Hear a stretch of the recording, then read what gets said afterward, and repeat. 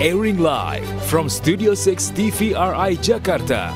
This is a special live coverage of the 2024 overseas voting with Rahmat Idris and Valerina Daniel.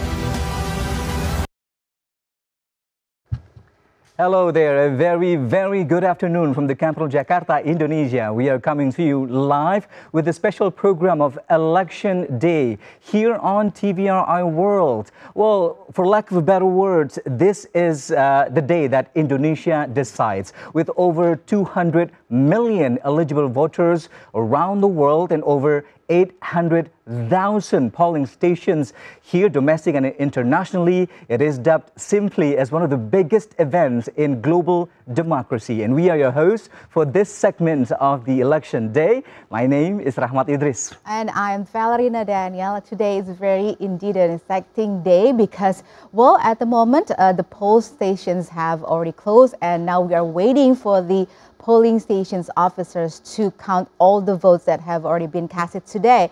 And of course, after 2 hours from the closing time, we will hear some of the institutions that will announce their quick count. So we are going to look forward to that as well this afternoon. And of course, Rahmat, just like you said, this is an exciting day. So we are not alone here, because we are joined by a guest today. Let's greet our guest, Mr. Teguh Reza Shah, lecturer on international relations from Padjadjaran University. Hello, Pak Reza. Thank you for joining us today. It's going to be a long day. I'm ready for that. That's right. I traveled specially from Bandung just to be here. Thank you very much indeed, Mr. Teguh, because we are looking forward to picking your brain for the next 4 hours. This is a specific segment of overseas voting where we are going to be talking to many PPL and or the overseas voting committees out there around the globe. We're going to be across continents speaking to them just to make sure and to get the latest updates on how things have unfolded for the election days in their respective countries. This is indeed, Val, is going to be an exciting segment here on TVRI World. And just to begin our segment, we go with the first report. The General Elections Commission, or KPU, has set a voting schedule for Indonesian diaspora living abroad. The overseas voting day will be held earlier than the one set here at home. Following is the voting day schedule for Indonesian diaspora around the world. Take a look.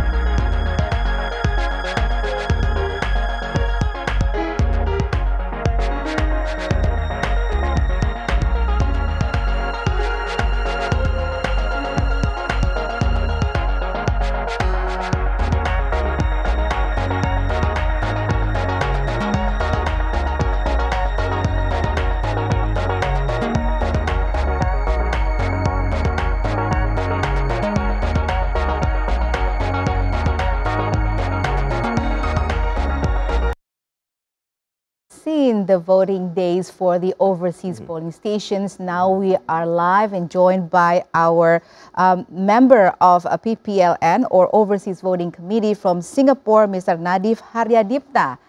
Hello, Mr. Nadif. Thank you for joining us this afternoon. So tell us, how is the situation in Singapore during the election day? The recapitulation is running smoothly. We started at 2 o'clock Singapore time, which equals to the start of the counting in Indonesia, which is at 1 o'clock, and it's going pretty well. We have some voting booths that are done with counting the presidential votes, and they're now proceeding to count with the legislative votes. And all has gone well, and we are expecting to finish our count today. Oh, you already finished counting the votes. All right, so what do you think the situation compared to the 2019 voting day? Is there a lot of turnout for this year? So if we compare to the voter turnout with 2019, the number is actually not very far off if we are counting participation rate, which is around 30 or something percent. But if we're counting how many people voted in the voted in person, we have 18,172 people that voted in person last Sunday, which is around 30% of the registered voters that are registered in the DPT or Daftar Pemilih Tetap, which is around 57,000. In total, we have 106,511 registered voters, where 49,137 are voting via ballot or via mail. All right. So do you know why the voting turnout is different compared to 2019? Well, what we can highlight is that the day that it is held, which is the 11th of February, happens to be the second day of Chinese New Year, where we have found that some migrant workers are unable to attend the voting because of their responsibilities at home, which they cannot really leave their houses for a prolonged amount of time. But we have facilitated most of these migrant workers with the voting by post to mitigate them not being able to go out during election day, which is the 11th of February, the second day of Chinese New Year. Right. Mr. Nadif, just to echo what you just said, that one of the conflicts faced by our Indonesian diaspora in Singapore is the conflicting schedules, that some of them did not have any holiday or day off to vote, to cast their votes on the election day in Singapore. What are some of the biggest obstacles and challenges that the committee have had to deal with and resolve for the election day in Singapore? Another one was how to fit 57,000 voters that are voting in person inside the premise of the Indonesian embassy in Singapore. We eventually settled with fitting 60 voting booths or TPS inside of the Indonesian embassy here. And the process went smoothly. I would say that we have pretty glowing reviews from the Indonesian community in Singapore. They said that it has been very much an improvement from the last election. We have successfully cut waiting times from 3 hours, which some voters have said about the last election. They waited for 3 hours, now to just 35 minutes. And that is starting from walking at the end of our MRT station to getting out of our embassy. They said that voting times after they have entered the premise is only 15 minutes, and they have already cleared everything and ready to vote and ready to go home. So I would say that it's one of the better achievements that we have overcome from the last election, that is cutting the amount of waiting time. Right. Mr. Nadif, you mentioned that a little over 18,000 diasporas in Singapore took part in person to cast their votes. Were they all centered at the embassy, or how many polling stations have been set up for the election day in Singapore? So we have set up 60 election booths, all of which are located inside of the Indonesian embassy in Singapore. So we only have one centralized spot for election in Singapore, that is the Indonesian embassy here. All right. So one question that is maybe going to be forward to you a lot of times. have you count the votes, and when can you announce the result? Although some election booths, some voting booths have finished the counting the presidential votes, I cannot really say anything until every ballot box has been counted and the forms that have been sent from the General Election Commission have been sent to us. Our target is that using the General Election Commission's application called Sirekap, the whole of Indonesia should be able to see the voting results, especially of Singapore's, by tonight for the counting of the in-person voting. But we are not counting every vote today. Why? Because we are only starting to count the votes that have been coming through the postal offices tomorrow. We only are starting to count tomorrow at the 15th. So for the final result of the Singaporean, for the Indonesian election in Singapore, I would say it's safe to say that we are only recapitulating around Saturday or Sunday. That's it. All right. Thank you very much, and congratulations once again for having a successful voting day in Singapore, Mr. Nadif. Right, Nadif Haryadipta from the Overseas Voting Committee there in Singapore. From Singapore, Valerie, now let's fly a little over 4 hours to the beautiful city of Seoul, the capital of South Korea, where we are joined now by also another member of the Overseas Voting Committee, Robertmi Jumpa Kita Pinam. Annyeonghaseyo, Robertmi. Hello from the capital, Jakarta. How's it going today? Yeah, annyeonghaseyo from South Korea to all of Indonesian citizens in Indonesia. Right, We are good here. Right, Robertmi, thank you for joining us. Walk us through how the election day went for our diaspora of Indonesia over in Seoul on the election day.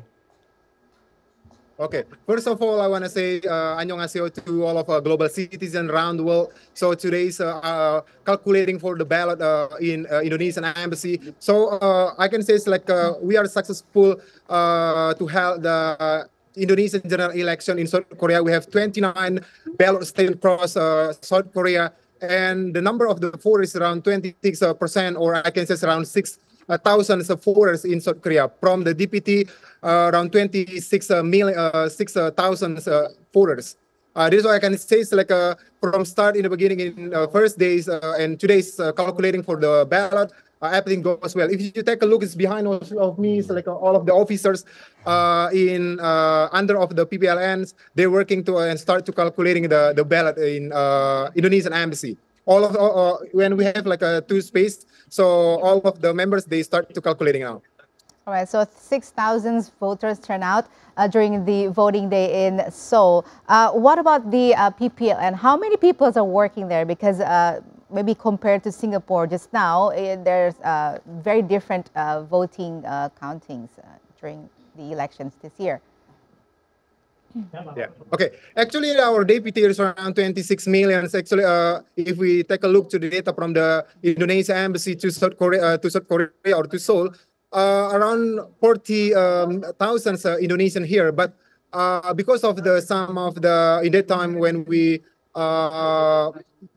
mentioned the DPT in that times around 26, because some of the Indonesian here in South Korea they don't really care about the registration and revision of the address and etc. So this is the problem why our I can say DPT here is no maximum at least until 40,000 of Indonesian in South Korea. But at least we have 26,000 voters in South Korea, and this is higher than at least last editions, or I can say it's like Indonesian election 2019 in South Korea. Right. Robertmi, you mentioned that briefly that right now, as you're speaking to us, behind you, the counting of the vote is currently taking place. So let me try to reconfirm again. Did you guys have the election on the 11th of February or a short while ago, considering the voting is currently taking place? Yeah, sorry, can you repeat please? When did you have the election? Is it on the 11th of February, simultaneously with other international... We had the election on 10th of February, last Saturday, February 10, 2024. And we are waiting 4 days to calculating our ballot in Indonesian embassy. Yeah. Right. So the So it's Indonesian here is like exciting, waiting for the result. They send us message by PPLN social media and also send text by WhatsApp media center of PPLN because they want like watching the counting process in Indonesian embassy. But now all of the Indonesian citizens they can check the processes because we also have live in lobby of the Indonesian embassy, and also some of people also come here to check the process of the counting of the ballot in Indonesian embassy. So we are open. Everybody can access the calculating process in Indonesian embassy. So this is why here's also, sorry I cannot hear clearly, but I mean like so far because so many people here is crowded. All of the officers also here is like we concentrate in Indonesian embassy with 29 ballot stations. So this is why here is like a little bit crowded if we take a look behind of me. I'm sure there are a lot of people are waiting for the results. So when do you think is going to be the finish time for you to count all the votes? Okay, all of the process maybe take maybe around 9 or 10 or maybe close to 12 because in South Korea we only vote for 2, a president and also parliament member for DKI 2. But the process is also we just start at 4 Korean standard time, but maybe take around at least 5 hours. Include calculating all parliament member and also a president. So it will be tough also, but I believe like every single of the officers here, so like they already have preparation with good way. Yeah. Right. Robert, trust me when I say that we are as excited as you are over there just to wait for the results. But in the meantime, when you say the election was on the 10th of February, I mean, looking back in retrospect to the experience of our diaspora in Singapore, there was conflicting schedules with the locals there. Did you guys experience similar thing over in Seoul, where most of our Indonesian diasporas could not have a day off for the election, or that's why it is shifted into the 10th to accommodate everyone's schedule? Okay, a little bit different in South Korea because during we held 10 February is like Solal all off day in South Korea. So this why also some people they just go to another place to doing visit their friends and etc. This also may be one of problem why our number of voters, even maybe if I compare with another editions, still higher. But I mean the number of the voters in South Korea still it's not really maximum based on our expectation. But I mean so far it's good because. During off day, some of them they just move to another places. They're not they're not going to the polling station. But I mean, so far this is good because at least the forest in South Korea is like higher than previous edition. And one of good news from South Korea because we held on 10. Why we choose 10 February in that time because Solal off day or I guess it's like Korean New Year here or close to Chinese New Year. So that's why most of them actually no excuse to give the right to vote. Yeah. All right. Thank you very much, Robert. Mi jumpa kita Pinem for joining us this afternoon. And maybe in South Korea, I'm sorry for you not able to celebrate this Valentine's Day. They have to overtime for the counting. All right. You can add maybe a little bit before we close our conversation. Yeah. Okay, right. Because one of the challenges in South Korea because we held this Indonesian election during winter break, during winter season. Yeah. So many people also they're not waiting for long in outside. But we already have like several preparations like we use heater and etc. But there's also still challenges because during winter break, during this winter session, some people they need go out and prepare for the vote Indonesian embassy and another polling station also. But based on what I take a look in the polling stations, I say it's thumbs up to the Indonesian voters because many of them they still have high enthusiasm to give their right to come to the polling station and give their and vote for the president also parliament member. Even maybe some of them. They're very busy, but they still give their time to give voter. For the last, I want to say, and on behalf of PPLN, thank you to all of Indonesia voters in South Korea. They already give the right to choose their presidents, at least their leaders in 5 years later on. Thank you very much. Kamsahamnida. Kamsahamnida. It's certainly heartwarming to hear that despite the cold, the enthusiasms, to take part, to cast their votes is nothing short of remarkable. Thank you again, Robert Mi. Jumpa kita Pinam, all the way from Seoul, South Korea, for talking to us. And now let's move on while we wait for another connections from yet another part of this globe. I'd like to go over to our guest today, Mr. Teuku Reza Shah from Padjadjaran University. From your perspective, Pak Teuku, how have you analyzed the entire democracy process as we go into the penultimate moment today, the day of the voting? Well, this is a very huge undertaking, if we may say. I don't have enough words for this. You mentioned undertaking, yeah. Also achievements for Indonesia as a nation, yeah. Because this event is so incredible, yeah. We have 273 million people, and around 204 million are eligible to vote, and they are spread.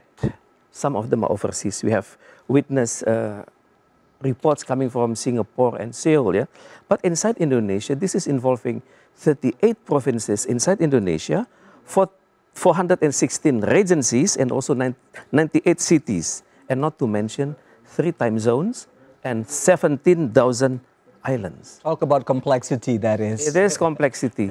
Don't forget that we are dealing with people living at the coastal Indonesia, big cities inside Indonesia, remote areas of Indonesia, mountain, and some are living at the top of the mountain. They have to be reached by the election committee.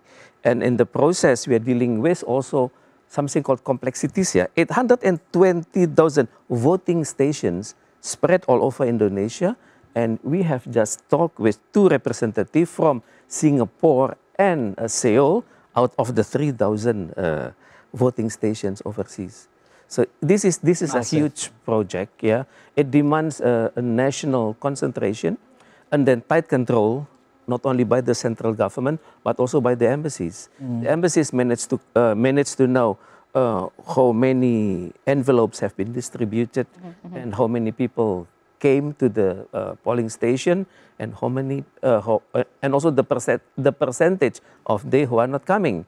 And also, they mentioned the reasons why they are not coming. So anyhow, I have to appreciate, yeah, this is a national hard work. Yeah. Okay, yeah, that's if you're following the preparations for this election from the beginning until now, do you see any thing like maybe improvement from the election committee in preparing all this election? Oh yes, I think theoretically this is called Kaizen, yeah, called a continuous improvement, yeah. I think when it comes to learning from the past experiences, I could say that we are good learner, yeah, because I find that in terms of voters coming to the station, there is an increase around 10% inside Indonesia, and we also know the reasons why they are not coming overseas, yeah. But anyhow, I myself managed to witness the process, yeah. I was in Bandung, in the central city of Bandung. If you see the color of my finger, there's something a proof that I did. You cast your vote in West Java, sir. In Bandung, the capital city yeah. of West Java, around 3 hours traveling from Bandung to here. And I think we work based on schedule. I came around 6:30 in the morning, and I followed the preparation. They were there at 7 o'clock. The administration desk was there, and then the witnesses were there. The administrators were there. The security guy were there, and then the sound system were there, and the papers were there. So when it comes to 7 o'clock in the morning, they began to count. They began to check the colors, for example, the colors for the president, the colors for the national parliament, the colors for the city mayor, the colors for the provinces, and the color for the Senate. So after that, the organizer take oath of the organizers and also the witnesses, and I happen to be the first to come to that polling station. Voters number 1. Yes, voters number 1. Yes, correct. Polling station opens at 7. You're probably there before 7 already to be the first one. Correct. Some of them look tired. Yes. Well, this morning was raining, and then some areas already experiencing flooding, for example. So some people think that it might going to make a lot of people are not coming to the voting stations. Do you think that will influence what happens today? That could be a reason for this, yeah. But for us living in big cities, we can rely on the good transportation, and then we could communicate with the local offices that we may come late, because when we are supposed to come to the polling station in accordance to the timetable. Yeah. So for example, I myself supposed to come from 7 till 9, and then my wife from 9 till 11, my mother-in-law from 11 till 1 o'clock. So, but if we come earlier, we could just report to the station, here we are, this is our ID, and they can settle it. You can avoid crowds altogether. Oh, yes. And just to add to what Val has just said, Pak Teguh, it has been forecasted by the BMKG, the Agency of Meteorology and Climatology of Indonesia, that on the election day, most of the island of Java will be inundated by precipitation. That was the case. It was pouring hard all night long, at least in Jakarta, where we are right now. And it's been reported this morning that a lot of places, as Val said, has been experiencing flooding. In Demak, for example, a number of polling stations even in Jakarta, even in Jakarta, some had to be stations closed, have and they are unable to serve the voters. So how do you see the way out from all of these postponed schedules?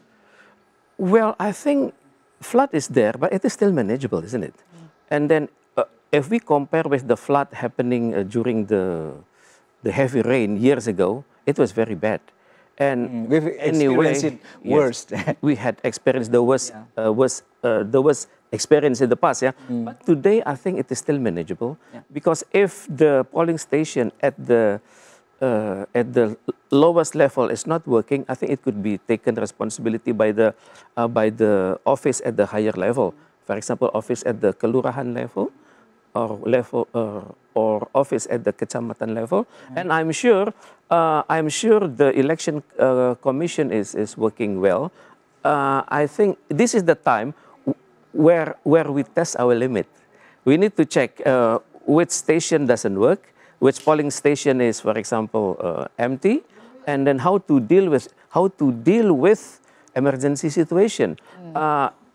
For advanced countries, we can rely on IT communication. They can use a computerized system, but over here it is yet to be witnessed inside Indonesia. So we are still relying on a normal administrative process. Yes, that's right.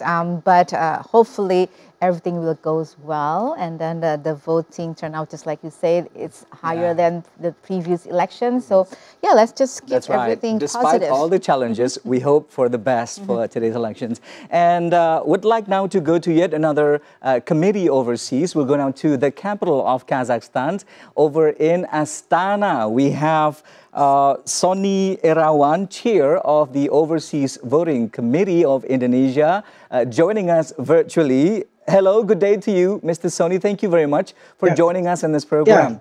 Hello. Good day. So tell us, please, how did it go for our election day over in Astana, Kazakhstan?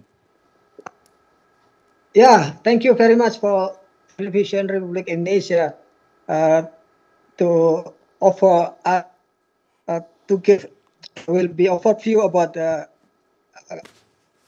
voting in Indonesia, in Kazakhstan. Actually, it's similar in another country. The voting in the Kazakhstan is very excited, and then the polling station allow Indonesian citizens living abroad to cast their vote for presidential and then legislative and regional elections. We use two types of voting: by post and using coming to the poll. A station to Indonesia Embassy in Astana. So actually, almost 90% already coming to our embassy to vote his voting polling station in Indonesian embassy in Astana. Right, Mr. Sony, what's the number here for the eligible voters list that you have over in Astana, and what's the turnout?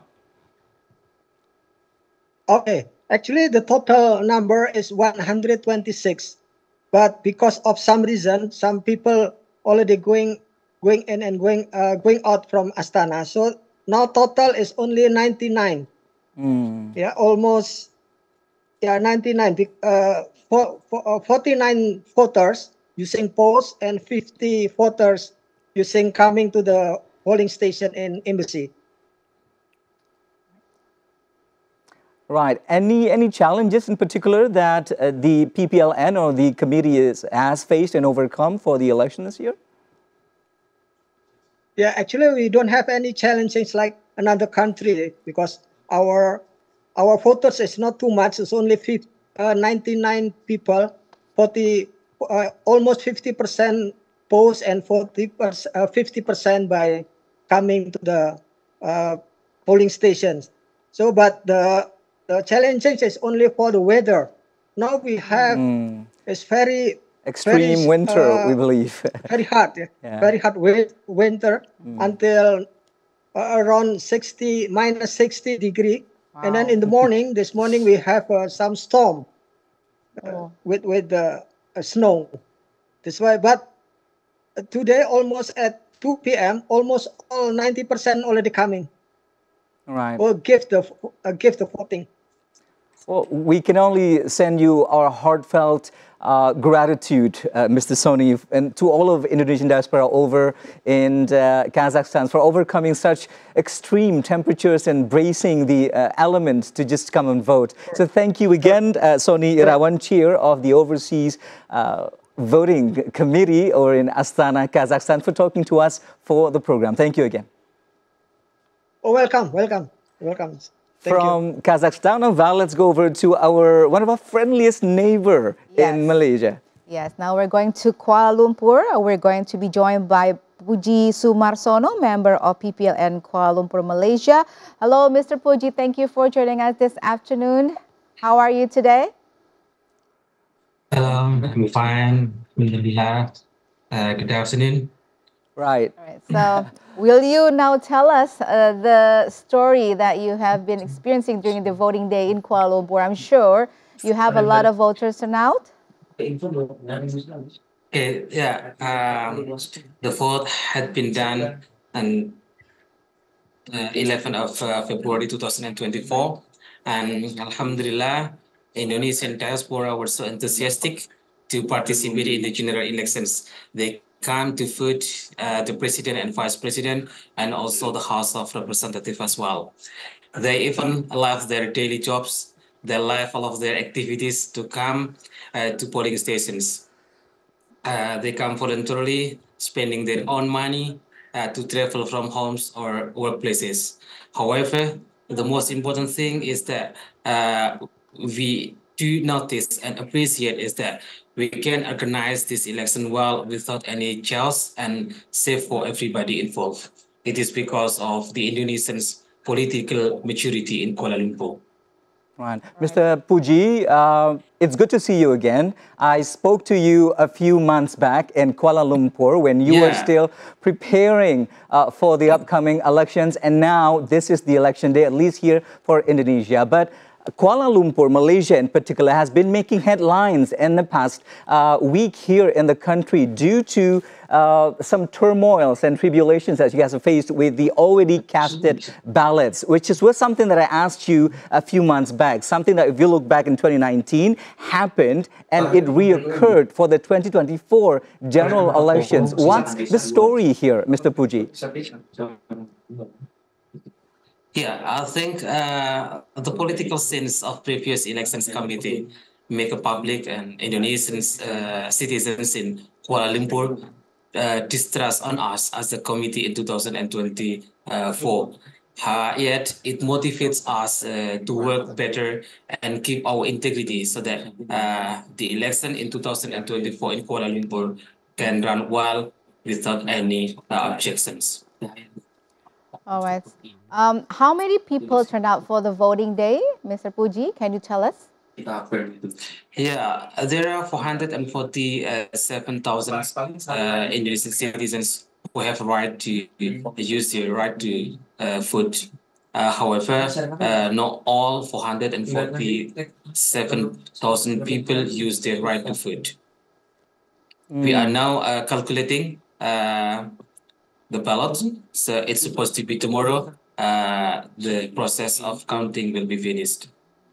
Right, so the counting will start tomorrow. Mr. Puji, we looked at some pictures from the voting day in Kuala Lumpur, in particular at the World Trade Center, the WTC, where crowds upon crowds were seen trying to cast their votes to no avail due to the lack of ballot papers and the fact that they were not registered as eligible voters in Kuala Lumpur. Some of them may be illegal migrant workers. What were the solutions provided for these voters?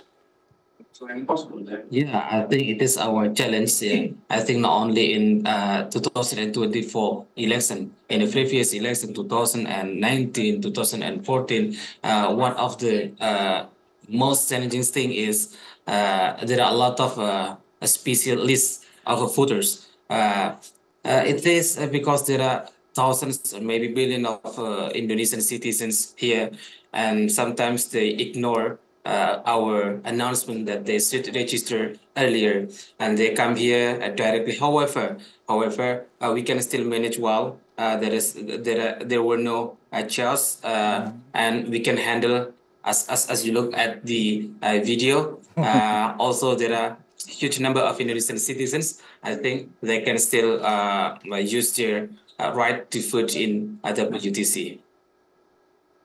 All right. All right, thank you very much, Puji Sumarsono, member of the Overseas Voting Committee over in Kuala Lumpur, Malaysia. We wish you the best of luck for the vote count tomorrow. Thank you again. You're welcome. All right, from Kuala Lumpur, now we are back to Jakarta, Yes. to Pak Reza. So something that maybe is interesting is if we watch closely to the election in Kuala Lumpur, just like Bapak Puji said, the BPLN said there are a lot of workers that already registered as eligible workers, but some of them actually is not legal. If we're seeing their situation in Malaysia. So what do you think about this situation? This is a difficult situation, yeah, because if for illegal migrants, there is always a sense of worry, yeah? Worry to be perceived from the eyes of the Indonesian government and also from the eyes of the Malaysian government. And for them, that's how they work. They move from one place to the other.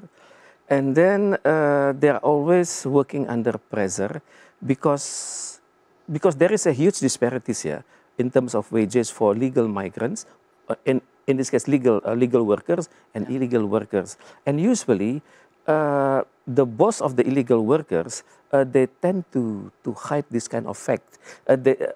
Maybe they will not permit the workers to come to the polling station because if it is noticed by the government of Malaysia, it can cause problems inside Malaysia and also problems between the two countries.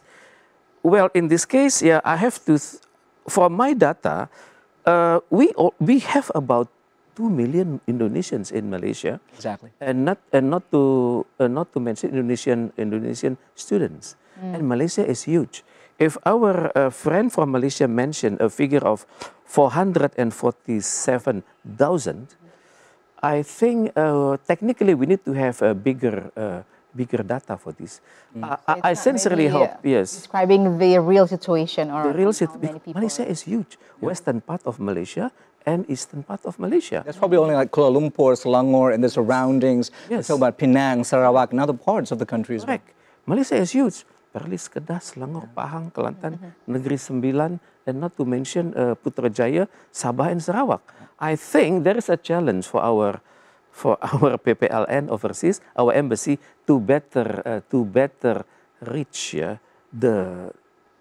our Indonesians, because we could easily identify, for example, if we mention campuses, if we mention business district, for example, campuses University of Malaya, UUM, University Utara Malaysia, UKM, University Kebangsaan Malaysia, we could easily identify. We could also identify their locations, for example, in Pudujaya, and then also in Negeri Sembilan, and also in Chowkit. These are the pool of the Indonesians.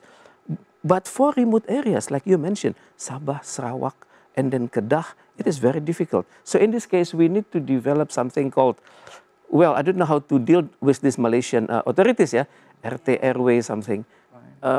For some areas which have good numbers of Indonesian, we need to appoint someone as the unofficial leaders of the Indonesian society over there. Certainly, there's a lot of scrutiny on this Malaysia case of election day, Mr. Teku, because just to note the fact that Malaysia essentially has the biggest number of Indonesian diaspora who are listed as eligible voters for the election, meaning that they're going to make up a significant portions of international ballots for these candidates. So do you think that what's the most ideal approach of the committee on behalf of the Indonesian KPU to be able to accommodate all of these unregistered voters, which make up a big number, to be able to cast their vote as well?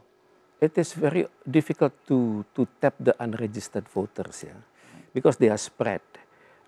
Because when dealing with Malaysia, we are not talking about cities. We are talking about kilang. Kilang means fabrics. Mining sites. Yes, mining sites, which may be remote from the cities. And in this case, yeah, what we call the name of the game is to be considered by the who own the plantation, for example. Yeah. So in this case, there is a huge task for the for our Malaysian election committee, for our Indonesian embassy over there, to better know the exact location and also the identities of the Indonesian, because oftenly, if we do not follow the local procedures, this may considered of intervening in domestic affairs. So we need to be very careful, to be honest with the Malaysian authorities, and also to use better means of communication. Right, so they're listing all of these illegal migrant workers is one homework, but one of the biggest and thorn on the sides of our relations with Malaysia has always been the illegal migrant workers. So hopefully that'll be resolved in the day to come. And we have a profile coming in, Val. Yes, that's right. A presidential candidate, Anies Baswedan, and running mate Muhaimin Iskandar carried the tagline "Fair and Prosperous Indonesia for All" in the 2024 presidential elections.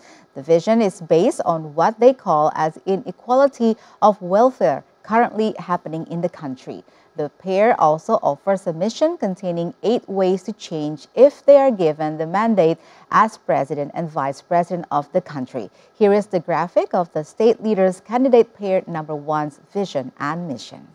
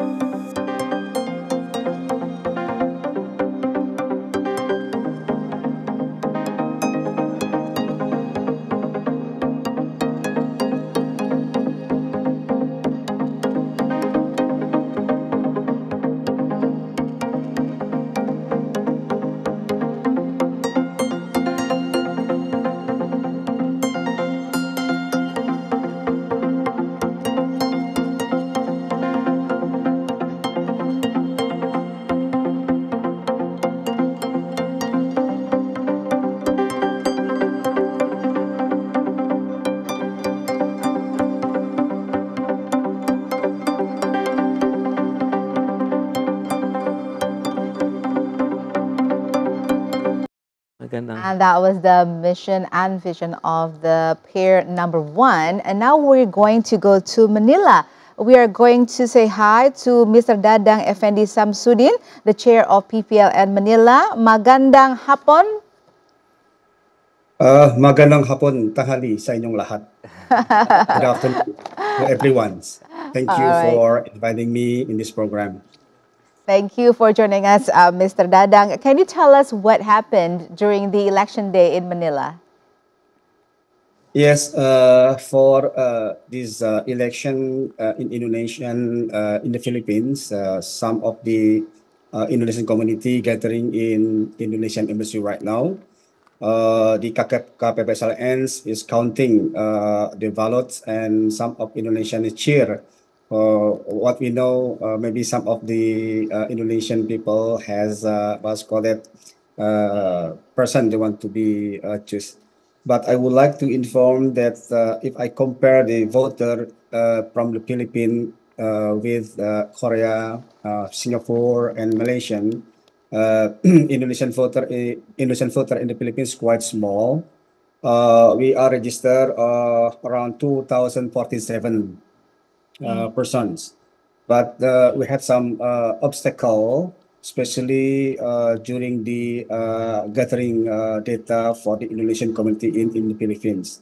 Since we know that Philippines as the same like Indonesian, Philippines as archipelago countries, so the PPLN has carried out to give some socialization to all Indonesian community in several places, like in the Cebu Island and then Baguio and then Marinduque Island. So many islands we have to reach. Some Indonesian stay there, and then PPL Manila also include the two countries such as Republic Palau and then Republic Marshall Islands. Those countries as belong to the American countries. And based on that, what's called demographic of Indonesian in the Philippines, so the PPL Manila decided to make three kind of method ballot castings. So the first is by mailing, which is intended for a voter who are far away and difficult to reach, such as in the Republic Palau, the one I mentioned a while ago, Cebu Island, Mindoro Island, and so many islands, the one we have to do. The second method is KSK, or mobile ballot box, which is intended for voter who are in a large community in one place. For this KSK method, there are two places. Once in KSK Christ the King. Christ the King is a place of worship and school for Catholic religion. Many Indonesian citizens study in this school to become father and nuns. And the second KSK in EUP, Adventist University of the Philippines, and Adventist International Institute Advanced Studies, located in Silangka Pite province. So many Indonesian students should study there also. So the KSK method is very suitable to be carried out in these two places, considering that these two areas are a pocket of Indonesian citizens who live and study in those schools. And then the last method, the one we did, is a voting method at TVS, is intended for Indonesian citizens who live in Metro Manila. The largest number of Indonesian citizens living in the Philippines is Metro Manila, so it is very suitable for voting at the TVS to be carried out, and it's located at the Indonesian Embassy in Manila. Right. Mr. Dadang, you mentioned the spread of Indonesian diasporas over in the Philippines, not only in Metro Manila, in Pampanga, in Cebu, for example, you mentioned as well. So what sort of outreach that the members of PPLN do to be able to get their votes, other than the three methods that you mentioned, most probably the mobile votings and the mailing votes for these Indonesian voters in the most geographically challenging locations in the Philippines? Yeah, it is very difficult for us, especially PPLN, to do the task, since the place of Indonesian community is spread far away from Indonesian embassy. So what we did as PPLN Manila, we do using the media social, to inform the Indonesian community in far away from Philippines, from Makati, sorry, from Manila. And we did also, we went to some places, something like in Pampanga, the one you mentioned a while ago, because in that place there are some Indonesian students to study pilot. And then Cebu also, we went there to give some socialization, to inform them about the general election. And some area, the one we can reach, we went there and then to give some socialization. But for those places, the one we cannot reach because it's very far away, something like in Republic Palau, we just do by Zoom meeting. Okay, so how satisfied are you with the results of the election day in Manila? I'm quite happy because the turns of the voter, I think, is more than 60%. Right. Mr. Dadang, has the vote count started yet, or it's probably completed? Let us in.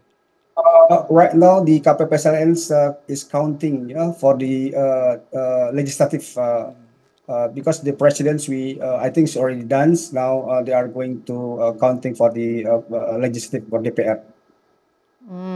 So when do you think is going to be the end of this counting process in Manila? Hopefully, 3 to 4 hours after this, around 7 o'clock in the Philippines times. Right, just one final question, Mr. Dadang. We saw some visuals of the election day. We believe it is at the Embassy of Indonesia in Metro Manila. Tell us how it was having all of these Indonesians, you said mostly in Metro Manila, coming over to the embassy for the day that we call the Feast for Democracy. Yeah, most of the Indonesian community, the ones what's called stay in Metro Manila, they are very what's called enthusiastic to approaching of the general elections, and I can see with the what's called spirit, they will come to the what's called the Indonesian embassy to vote. And some of them also told us that the preparation of the PPLN to do the election for this time is better than election 2019. All right. Thank you very much, Mr. Dadang Effendi Samsudin, for joining us this afternoon from Manila. Salamat po, and that is thank you in Tagalog. Thank you again. Thank you. And from Manila now, we are going to Bangkok. We have Mr. Haman Supriyadi, member of PPLN Bangkok in Thailand. Hello, Mr. Haman. Hello. Sawadee ka. How are you, sir? Yes. Right, walk us through how it went for the election day in Bangkok in particular, and in Thailand overall. Was it on the 11th, the 10th, or other dates, and how did it go?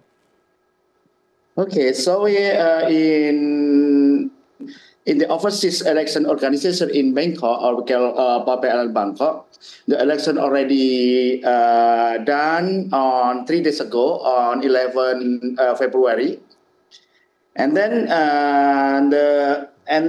the others KSK, or we call like the mobile box polling. We have five places, 2 places in outside Bangkok, and 1 place in presence in Bangkok area, and another is in the upcountry of one university near to the airport, so quite far from the Indonesian embassy. Okay, so how many voters turned out during the election day in Bangkok? In Bangkok, we have like our, we can call permanent voters. We have around 1,200 and voters who coming for using the right to vote. We can say around almost 98%. Yeah. Wow. It is quite high, 98%. What about compared to 2019? So is there an increase in the voter turnout? Yes, pardon me, one more. Okay, is there an increase of number of voters turnout compared to 2019? Oh yes, on comparing for 2019, this is almost same, because on the 5 years ago in Bangkok also 100%, because no more ballot left, and the organizer PPLN also have no, how to say, have no left for them also. So this is 100% for 5 years ago. Yes. Okay, so I guess there's no significant challenge in having an election day in Bangkok. Yeah, in Bangkok, everything is running well, and then so okay, so I mean we divided. I mean the how to say the voter on the morning, and then we just only for the permanent voters until 12, and then 12 we open for the how to say like the moving, or we can say like the additional voters or DPTB, and then after that, on 1 hour before we close our polling station, is around it is 5 p.m. in Bangkok time, and then the special voter please them to using the right to vote. Yes, that everything was going well, and then nothing like very serious happened in our polling station in Indonesian Embassy in Bangkok. That's good to hear. It's really great to hear that it was a success for the election day over in Bangkok, Thailand. Such a beautiful and vast country too. So I'd like to thank again the member of PPLN Bangkok, Haman Supriyadi, for sharing with us the story from from the country, from Thailand. Hopefully, it will be a success for the vote counts, and we look forward to hearing the result from Thailand. Thank you again, Haman Supriyadi, for joining us in this special program. Yes, and now Thank you. now from Bangkok, we're going to hear our chair of PPLN Canberra from Australia, David Silalahi. Hello, Mr. David. Thank you for joining us this afternoon. A very good day to you, Hello. Mr. David. Thank you for joining us here on TVRI World. We believe that it is a festivity there with the election over in Australia, particularly in Canberra. We are aware that there's a lot of Indonesian students in the city. Can you tell us how was the story? What was it like on the election day in Canberra and the city? Thank you. Good evening from Canberra. It's now summer in here, so it's still like a daytime, even it's now 7 p.m. Last Saturday, we had early voting here, but something unique here that we have Pasar Senggol. That's an event that people can enjoy traditional food from Indonesia. So many people gather around. Also, Australian people come, so they did enjoy, like satay, nasi padang, and some. So it was a party. Yeah, it's a party, and actually it is. It makes me kind of remember what is my experience in doing a voting day in Melbourne actually. So because you're in Canberra, so how can you compare the voting turnouts between Canberra or Melbourne or Sydney or the other big cities in Australia? In Canberra, the turnout is 75%, so it's relatively high compared to Melbourne, Sydney, Perth, and other cities in Australia. So we already achieved the target from KPU in Jakarta. They said that we have to achieve at least 50%. So we were already 75%. So we can say that in Canberra, people is enthusiastic to come to vote. Right. Mr. David, congratulations on the big numbers of voters turned out in Canberra. Can you give us the scope of what did the PPLN members do to be able to attract such massive enthusiasms to vote in Canberra? Yeah, thank you.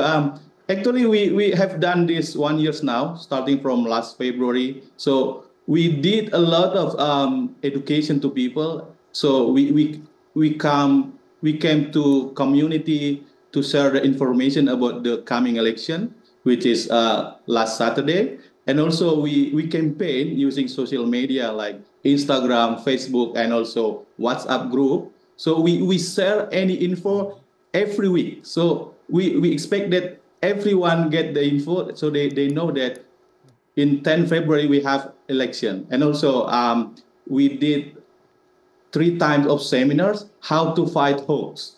So we invite Mbak Anita Wahid from Jaringan Anti Mafia to talk about how people can know which one is fake or hoax news. So people in Canberra, we hope, like students, young people, and also women here, because the composition of the voters here is dominant from young people and also women. So we hope after we did a massive campaign, also educating people how to fight the hoax, so people getting more and more information about election, and we can see like 75% is a good number. Okay, so when is the due date for the finish line for counting all the ballots? Yeah, so today we started at 6 p.m. or 14 in Jakarta. So KPPSLN is now counting the ballots for the president, also the parliament members. So we hope like probably midnight we will finish that, and probably tomorrow we can announce the result. Right. So we wish you stay in great and the most possible success, and stay in good shape and great health as well, because it's going to be taxing, counting until midnight. So we thank you again, Mr. David Silalahi, for talking to us and sharing with us such great stories from Canberra on the election day. Thank you. All right. So yes, actually, when hearing him telling us a story about the Pasar Senggol and everything, memories. brought back memories from 2009. I was a student there in Melbourne. Did you vote when you were in Australia? What was that like? It was full of students, of course, because Melbourne, they have a lot of Indonesian students there in Melbourne. So me and my husband, we both voted. You went to the polling stations, not via the mobile box, as you mentioned. No, we went directly to the polling stations and we casted our vote there, together with our parents, actually. Did they have all that food that they served? Oh, of course. That's one so of the exciting. perks of going to the, the embassy or the consul general office. It was a party in it every time we come together. You'll be able to have some of Indonesian culinary. Pak Teguh, this is certainly exciting and heartwarming to see that the excitement comes also with nationalism. When you are abroad and you get together, there's a special spirit there. But aside from that, another notable concerns about international votings in international waters is also about the election fraud. What is the best way possible to sort of anticipate and overcome the possibility of election frauds in international polling stations? Well, for Indonesians who are living in Australia, we are quite lucky. Yeah? The infrastructure is excellent. People are educated, more educated compared with, for example, Indonesian migrants in Malaysia. And in Australia, I think they are being taught by the freedom of the press, by the critical nature of the Australian Parliament. Right. And then the dialogue, the continuous, constant dialogue between the government and the opposition, it is a learning process for our Indonesians there. But anyhow, what we need to learn is something called digital literacy. Yeah? Because today we are dealing with ChatGPT. We are dealing with AI all over the place. With wrong information. So I think we need to develop this kind of knowledge inside Indonesia, because for our friends, for our students who are learning in Australia, they will automatically learn from the state of the art of the technology, state of the art of the education and communication. Yeah, we also heard from from the Canberra PPLN that they use a lot of methods in trying to attract voters turnout. But we also learned from other PPLN that they use different method. Which kind of method do you think is the most, successful way in attracting people? Well, it has to be combination, yeah. For advanced countries like Australia, we are quite lucky to have Indonesian embassy and also Indonesian consulate general and also Indonesian consulate. And also we have huge number of Indonesian association. For example, when I was in New Zealand, I experienced something called New Zealand Indonesian Association. Meaning an institution consisting of mixed marriage between Indonesian and New Zealanders. And also, I'm sure this kind of things happen in Australia. And also in Australia, campuses are so active. Right. Indonesian students there are organized under PPIA, Persatuan Pelajar Indonesia di Australia. And we communicate very well, not only among ourselves, but we also communicate well with the Indonesian embassy, Indonesian Consulate General, Indonesian Consulate. And then we are being we are being informed on the latest development on what is happening in Indonesia and what is also happening between us, for example, at cultural event and socio-cultural event, educational event, who are coming from Indonesia. I think we can pick up the best lesson from Australia. We need to utilize the excellent infrastructure, and then the harmonious relation between Indonesian government and the Australian government. They do not hide the facts, how many migrants we have, how many illegal migrants, because illegal migrants will deter themselves from coming to Australia, because the system is so strong. The detention system is there. So this is something we can learn from Australia. But with regards to Malaysia, Malaysia is huge. Philippines is also huge. It was a bit chaotic there. Yes, because we hear from our friend in Manila. They have to deal also with people in Micronesian areas, Truk Island, Marshall Island. I think this is difficult to be reached by Indonesian. So, but anyhow, we need to develop also a web system, with regard to the web system, we need to upgrade ourselves here to make our organizers, the KPU people, the election committee people, more aware and more capable of dealing with remote kind of communication. Because for people living, for example, in the remote areas of the Philippines, the remote areas of Micro Island, maybe they have questions.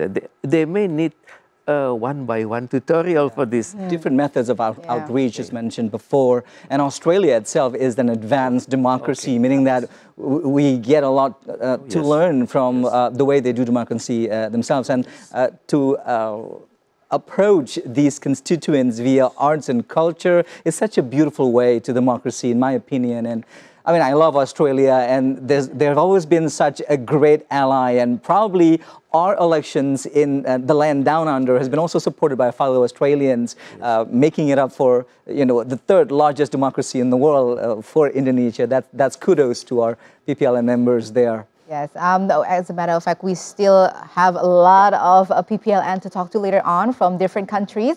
But for the moment, we're going to give you information about this pair of presidential and vice presidential candidates. Number 2, Prabowo Subianto, Gibran Rakabuming Raka has identified 8-point mission statement for the 2024 presidential election.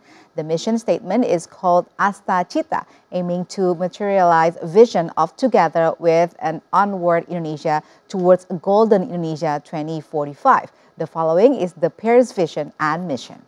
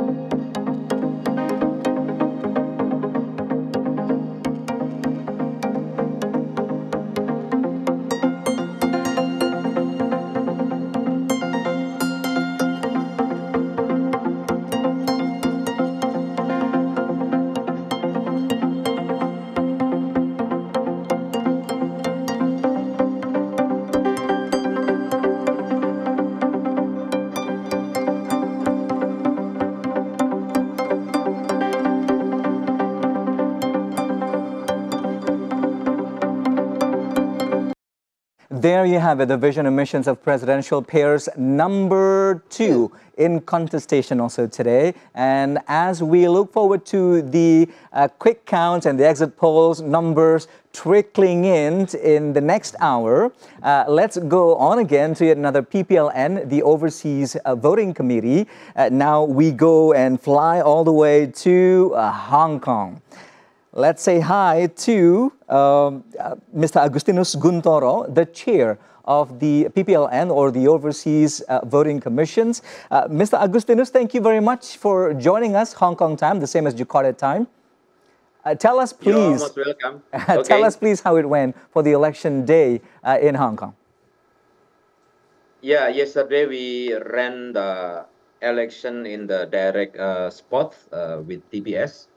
And everything was going smoothly without any trouble, only little bit difficult to maintain related with RTS, return to sender letters from the voters of of the POS method. So, but everything in the TPS is okay. And actually, we have very limited number for voters in the spot. We have only 2,360 voters, and then only 753 voters use their right to vote. Okay.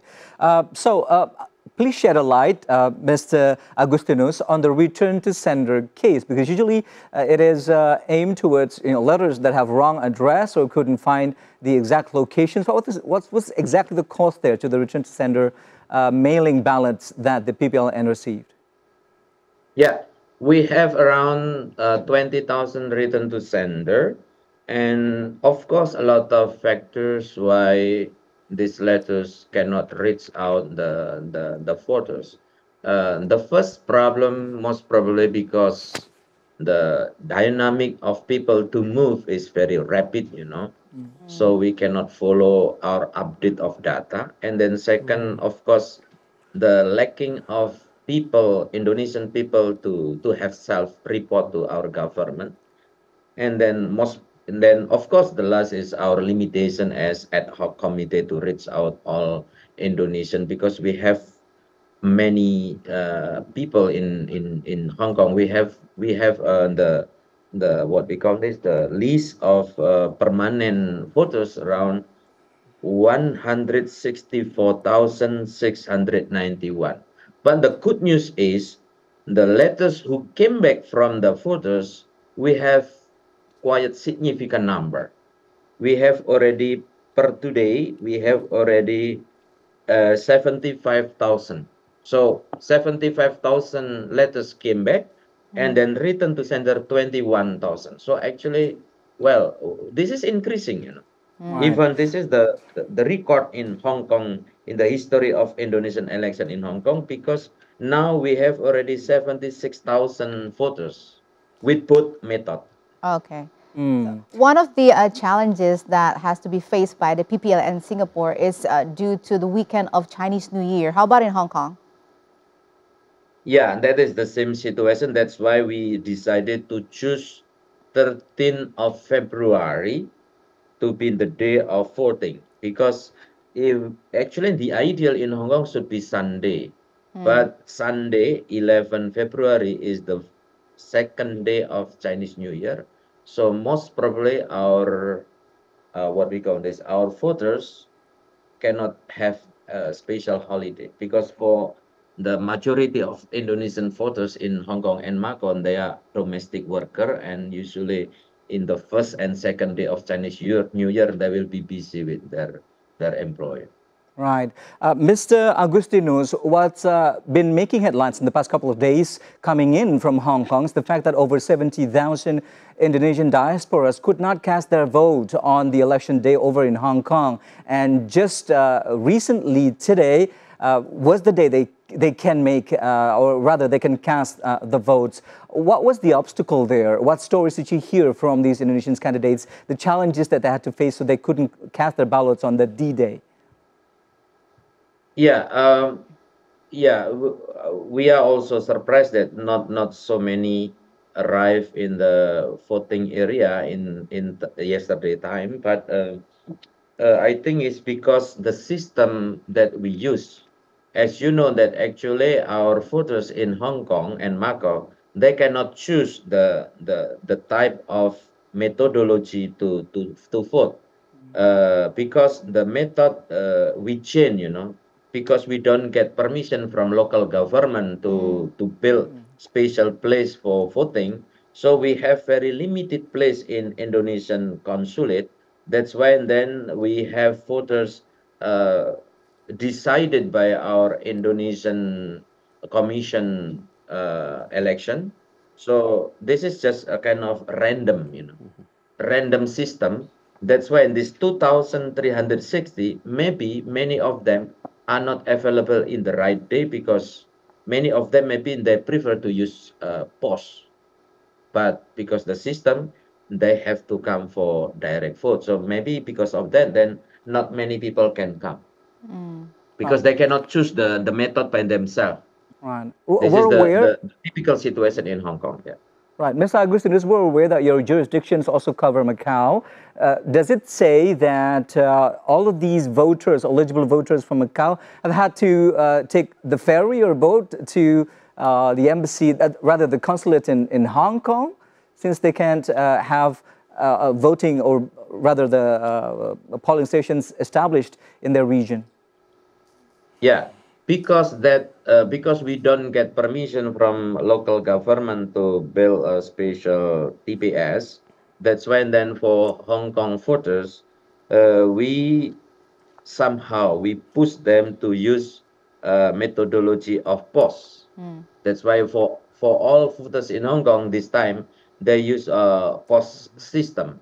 Only to be honest, that in Hong Kong there are a lot of voters, they don't have complete address. That's why actually on the POS is not so effective for Hong Kong, for Macau, I'm sorry. But Hong Kong, looking the data, I think the methodology of POS is the most effective way, because this number is increasing than the previous election. Because in 2019, the total voters is only 46,000. This is already TPS and POS. But this time we have 75,000. This is only from the POS. But little coming from Macau, because we don't get the right or the complete address. So maybe if in the future, or maybe second around, I don't know, the model, if in case we don't get permission again from local government, maybe for Macau, the best or the effective model is KSK. Kotak Suara Keliling maybe will be the best one, not by POS. All right. Okay, thank you very much for explaining your situation to us in Jakarta. Hopefully, the whole process will go smoothly until the day of the announcements of the result of the vote in Hong Kong. Thank you very much once again. Agustinus Guntoro, Chair of PIWEL in Hong Kong, thank you very much again, and we wish you the best of luck for the counting day. And now we're going to go to Cairo. Hey, we have Mr. Africa. Amin Samad, the Chair of PPLN in Cairo. Hello, Mr. Amin, how are you today? Hello, welcome to Cairo. So tell us what happened during the voting day in Cairo. First of all, I would like to thank for the TVRI to inviting us for this joining, very exciting for the information for the overseas voting in Cairo. We had arranged the election last Saturday on 10th of February. And as you know that we had DVT for the Cairo, PPLN Cairo. It's mostly 11,209, consisting of DPT about 10,000, 11,021. And we have KSK for 120 voters, and also we have postal voters, only 76 only regarding for the PPLN Cairo. And we thank God that the participation of the voters last Saturday, it's about 84% for the participants. So we are very happy for the participation of the voters, mostly of them of the students who are studying in Al-Azhar University. And it's about 60% Gen Z, the first time for the votes for the election this year. So today we are preparing for the counting of the result of the election, and we will start about 1 hour from right now. All right, so a lot of Gen Z there in Cairo. So how did you attract the Gen Z to vote on the election day in Cairo? Actually, they are very enthusiasm to come to the votes for the Indonesian embassy. But unfortunately, the Indonesian embassy area is not so wide. So we see the huge voters come a long day. We had only about 10 hours and a half We started from 8 o'clock in the morning, and we close the gate of the embassy. It's about 6:30 at the afternoon. Wow. You see this the picture. It's very huge. Yes. So yes. many Gen Z in this. Yeah.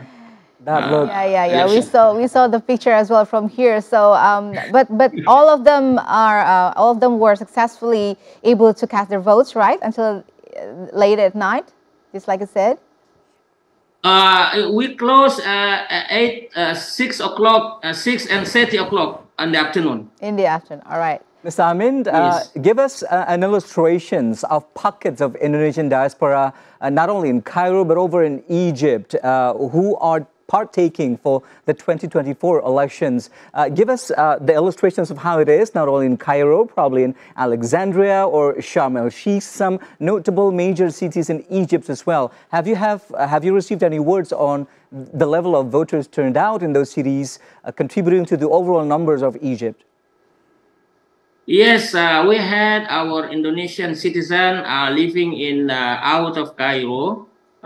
Most of them are living in Alexandria, and we call it Mansoura city. So we choose for them for KSK method. It is about 120 voters only. And we had this election on 9th of February, and we already made it, and about 65% participated.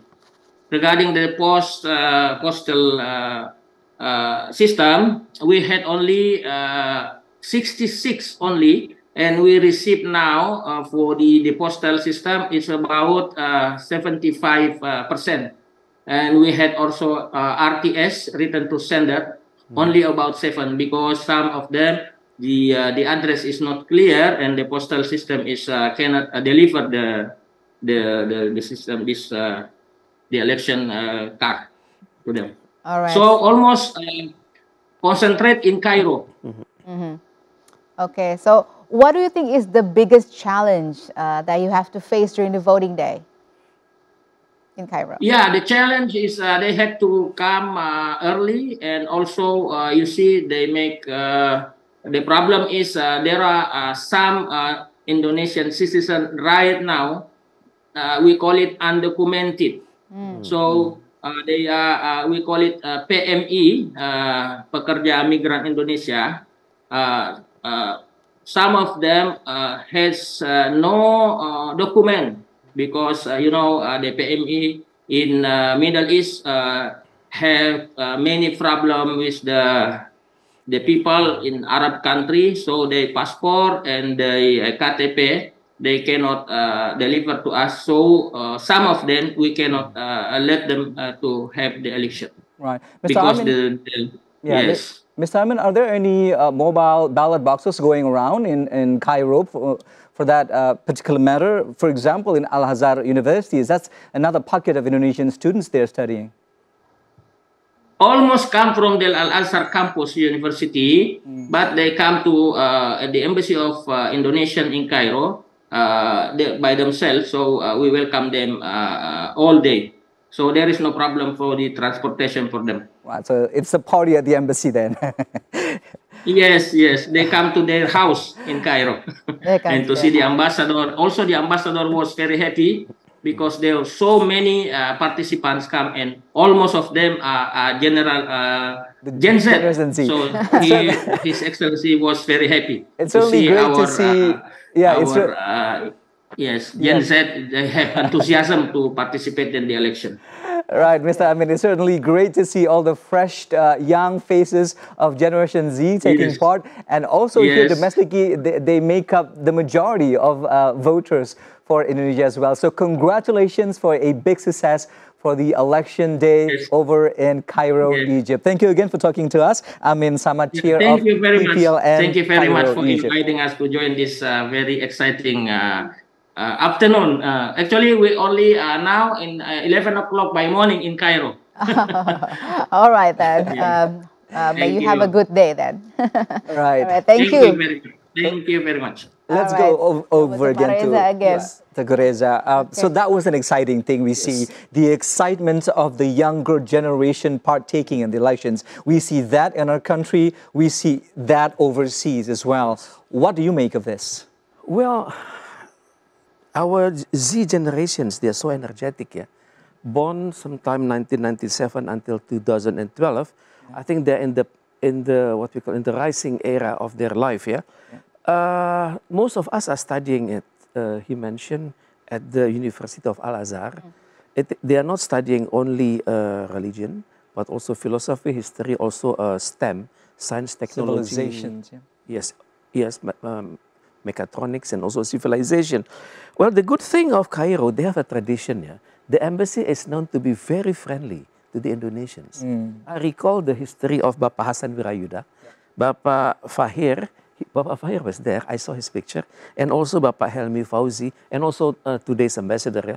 I do not know why this is Indonesian embassy is so special in the eyes of Indonesian students, because during hardship, Indonesian ambassadors conducted personal diplomacy, coming to the business people, coming to the local authorities to help the Indonesians who had trouble during COVID-19 and also during the economic crisis in the world. So that's why for them to come to the Indonesian embassy is coming to their home. But there is a danger, yeah, because if we witness the data coming from Hong Kong. From Hong Kong and also from Cairo. Very low turnout in Hong Kong. Yes, there is a problem also with return to sender. Meaning the expectation from the embassy, from the Indonesian authority, will not convey to the target. Yeah, this may cause a problem. Is the postal service not dependable, in your opinion, for elections? I think when it comes to Hong Kong, I'm sure the postal system is okay. But the problem is maybe our people, they move from one flat to the others. They change their masters, they change their office, and they didn't manage to report to the embassy. Okay. So in this case, there is a challenge for the Indonesian embassy and also the Indonesian authorities to better communicate with our people. For example, our website must be so welcome to them. And then for Gen Z, they need special treatment. The language used for Gen Z is different than language used to my generation, Generation X. Yes, okay. So I guess the relations between Indonesia and other countries also going to be influencing the result of the voting day. Just like you said, if we compare between Cairo and Hong Kong, it's very different turnout. So do you think this kind of situation will absolutely influence the turnout of the voting in the years to come? Well, in this case, Hong Kong is in a transition, isn't it? In some transition, also Macau is also in transition. I think the role of the government in Beijing is highly influential. I think in this case, when it comes to election, I think we need to better communicate with Beijing so that there is no slightest thinking in the eyes of the elite in Beijing that there is something to do with their domestic affairs. Right. Because this is dangerous for Indonesia if we do not know where the whereabouts of our people. Yeah, the pockets of diaspora. Yeah. Yes, we need to know exactly, because the job of the embassy is to protect. So you're saying that election overseas is, matter of fact, a part of our diplomacy as well. Let's move on to another report before we continue with our conversations and again talking to different PPLNs around the globe.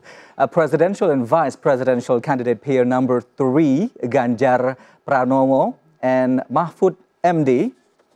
Right, let's wait for the prompter there.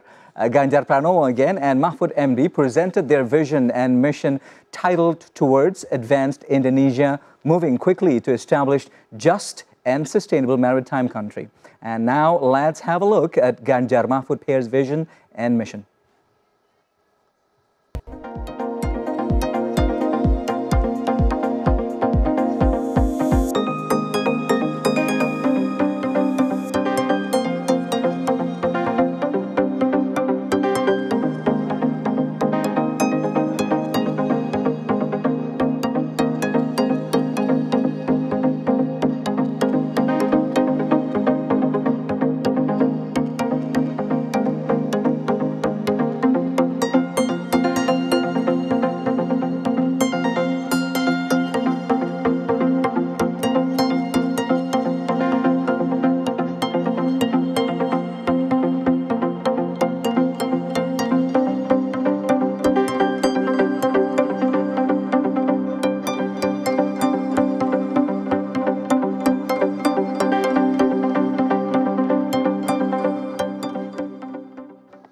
And now we're going to be joined by our TVR World reporter Luisa Kusnandar, who is now at the Jakarta Theatre at the number 2 station.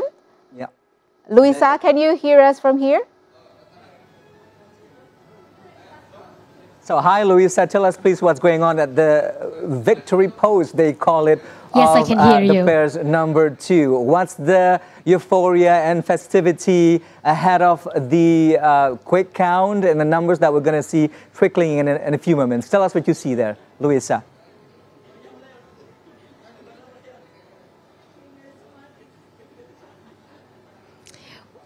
Well, Valerina and Idris, at the moment I am at the Jakarta Theatre in central Jakarta, and the euphoria here is we have so many medias. It's from the Indonesian medias and all over the world. They're gathered here to watch the quick count together, and this quick count location is for Prabowo and Gibran. It's actually one of the 3 main locations for the supporters together to watch the quick count together as they support the pair Prabowo and Gibran. And apart from that, at the moment, we have an estimated of 300 supporters right here in the ballroom. They are here gathered today to support the Prabowo and Gibran. And besides this, there are also 2 other venues, being Istora Senayan and also Menara Bidakara. From the information we have gathered so far, that presidential candidate number 2, Prabowo Subianto, have voted earlier today at 9 a.m. in Hambalang, Bogor. And at the moment, he will not be joining us here, but instead he is resting at his residence in Jalan Kertanegara, South Jakarta. While vice presidential candidate number 2, which is Gibran Raka Buming Raka, has earlier voted this morning at 11 a.m. in Manahan, Solo, Central Java. And there has been no confirmation yet on whether Gibran will join Prabowo or not on this quick count. Meanwhile, the quick count has officially started at 3 p.m. here, where everyone is watching the quick count together on the big screen. And as for the audiences, either you can watch it on the big screen or you can also watch it online through your phone. As per the election law that have stated that the quick count can only start 2 hours after the general election has closed in the west side of Indonesia. And for your information, we know that Prabowo has mentioned previously that he intends to win the election in 1 round. But of course, there are a number of conditions for this to happen. The first is that the pair Prabowo Subianto and Gibran Raka Buming Raka, they need to win more than 50% of votes in Indonesia. Secondly, they need to win in more than 20 provinces across Indonesia. And lastly, they need to win by at least 20% votes in the 20 provinces. So it is a little bit tricky, and it is a little bit hard to get this. But so far, the quick count has been showing that the number 2 pair is leading. And while the quick count does not give 100% accurate result, but it is, of course, a good predictor and also a good method to safeguard the general election and prevent it from any violation. That's all we can report from the Jakarta Theatre. I am Luisa Kusnandar. Back to you at the studio. All right. Thank you very much, Luisa, for reporting from Jakarta Theatre in central Jakarta. All right. So from there, we're going to go to Pak Reza again. Yes. So, well, of course, just like Luisa mentioned earlier, that the Prabowo Gibran team has already targeted to win the election in just 1 round. Do you think we can, they can achieve that? It's very hard things to do, isn't it? Especially when... tricky, she said it. A lot of conditions there. Conditions, 20% of the total provinces, and then the 20% at least of the voters there. And I think this quick count is yet to be decided, yeah. Once we have the whole data coming, from overseas and also from Indonesia, because if we witness the election process, it was a head-to-head situation. We are not only talking about the figures, but also talking about the vice presidential candidates and their strong supporters and also their parties behind. This is a multiple kind of chessboard. If it is okay to be optimistic with what we call first round, but there are risks here. If one party wins, let's say 51% or 52%, it means they will have strong opposition in the parliament. Right. Because if we witness the number 2 composition, yeah, they have parties such as Gerindra, Golkar, PAN, PBB, Demokrat, Gelora, and Garuda, and PSI, about 8. And then on the other hand, the competitors, number 1 has PKB, Nasdem, PKS, Umat, and also for PDIP, yeah, they have, for Ganjar, they have PDIP, Partai Persatuan Pembangunan, and Perindo. So winning at the president level is okay, but they may have problems at the parliamentary level and also the grassroots level. Right. Mr. Teku, on that note, Luisa, our reporter over at the counting post of number 02, said at this point, 50 minutes into the quick count, they are leading. Also mimicking what's been making news from all of these surveys and polls that we've seen in the past weeks. Seems to resonate with that as well. But at this early stage of the election day, it's still everyone's game, don't you think? Correct. We do not know exactly until there is an official data coming from the National Election Commission. That is not until March 20th, if I'm not mistaken, a little over 3 weeks from now. Well, that's the final one, yeah. But we could imagine official numbers, we could have a preliminary results, even though it is not well documented by the National Election Commission.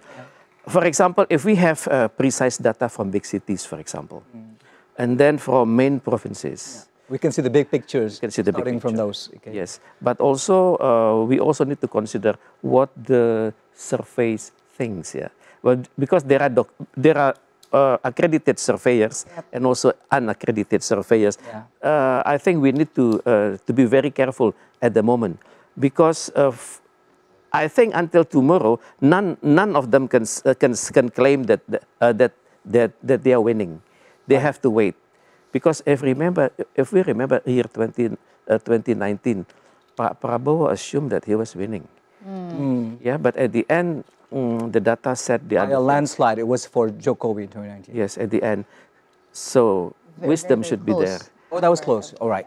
It was close, It was very close. Let's go again to our reporter standing by at the the Commissions of General Elections of Indonesia. We have our reporter Shafira Junior there giving us the latest of the situations over at the KPU. Fira, if you can hear us here in the studio, what do you see there? What's going on at the KPU now that the polling stations have closed and the countings, or rather the quick counts, have started to roll in? Yes, hello Rahmat and Valerina. Here at the General Elections Commissions, or KPU, there is actually no particular activities regarding the quick count. As you can see behind me, the General Elections Commissions become one of the most heavily guarded places right now. It is quite secured right now, quite stricted, and also before we have received the information from the General Elections Commission that all the parties that are preparing for the election right now is doing a quick count and also preparing for the recapitulation, and the vote recapitulation will be held at Shangri-La Hotel Jakarta. And that's actually that's all what we have for now, because we have not been informed yet. But as for the information, actually today's 2024 elections started started at morning, and it was actually raining heavily from 2 a.m. until 6 a.m. Jakarta time. But the rain doesn't stop the people of Indonesia to use their vote right to vote for the better Indonesia, let's say. And actually right now behind me there is no specific crowd. So the roads, the traffic is quite smooth. There is no specific crowd, and actually it's quite loud here because near the General Elections Commission we have the markas pemenangan Timnas Amin. So we have seen a lot of the supporters for the presidential candidate pair number 1, but not also number 1. We have seen all the candidate pairs number 1, number 2, number 3 supporters coming here to deliver their support, to express their gratitude for all the candidate pairs, and that's what we have for now. Valerina and Idris, back to you guys at the studio. Right, looks like tight security and even more tighter lips from the commissioners of KPU for information as of this moment. Thank you very much again, Shafira Junior, for your information. We look forward to hearing from you again. Thank you. Right. We have more reports coming in and more exciting conversations and connections from around the globe. Later on, we'll be speaking to our diasporas again. But we do have information on the profiles of the running hopefuls for the presidential elections here in the country. Yes, and for now, we have a profile of the former Central Java Governor, Ganjar Pranowo, who is the presidential candidate number 3. Following is his profile. As lawmaker and governor, Ganjar has spent 20 years in public service as a member of the Indonesia Democratic Party of Struggle, or PDIP, the country's largest political party. Ganjar Pranowo and his running mate, Coordinating Security Affairs Minister Mahfud MD, have pledged to create 17 million new jobs, expand social welfare, and strengthen anti-corruption efforts if elected, and are targeting 7% growth in Southeast Asia's largest economy.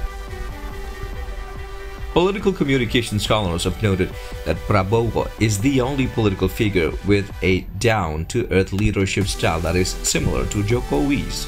But after Prabowo picked Jokowi's son, Gibran Rakabuming Raka, as his running mate, the current president has been fervent in his support and endorsement of the retired general and third-time candidate to take office instead.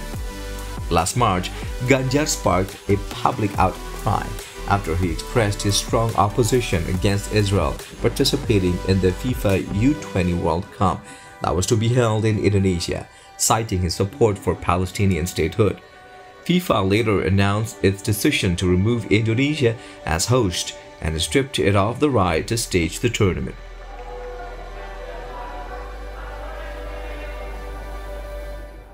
And that was the profile of Ganjar Pranowo, presidential candidate number 3. And now we're going to go to London, and there we have Mr. Denny Kurniawan, the chair of PPL in London.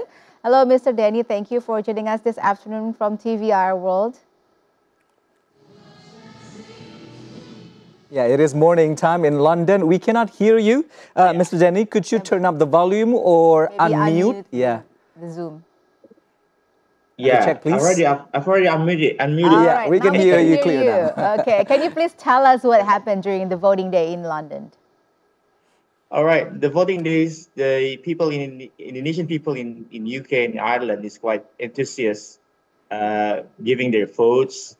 We can see from the sites in the ballot area that so many people crowd, and people coming with their enthusiastic and their optimism to vote on their leaders, to vote on their parliamentary members.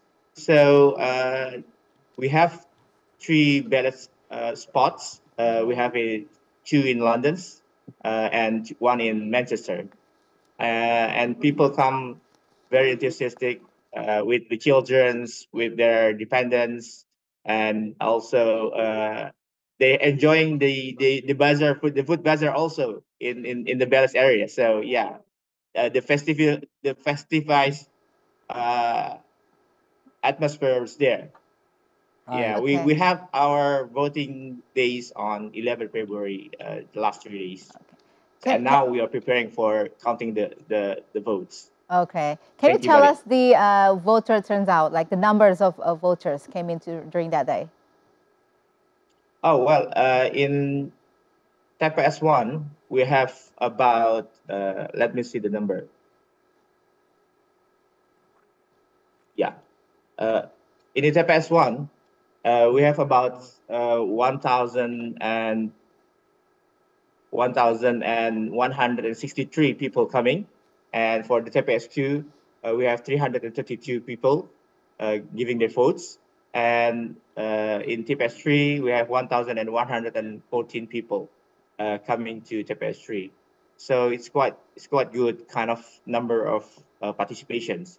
And for the postal votings, until today, until the last 2 days, because we need to count until today. The last 2 days is almost more than 1,000 envelopes of votings have been received. So it might be exceeded 80% of participations, which is a good number. Right. Wow, good job. More than 80%. More than 80%. That's marvelous. Good. Yes, and we also know that it's Yeah. winter time as well over there. So do you face any significant challenges during your maybe the working days or the voting day? Yeah, it's quite chill in February in here, still in UK, in London, and also in Manchester. So that's why we choose the ballots area, the locations. We choose in the indoor kind of buildings. So in the Manchester, we choose Holiday Inn as a place, as a venue. And for the London, we select Kia Oval Stadium. It is a stadium of cricket in the middle of in central London.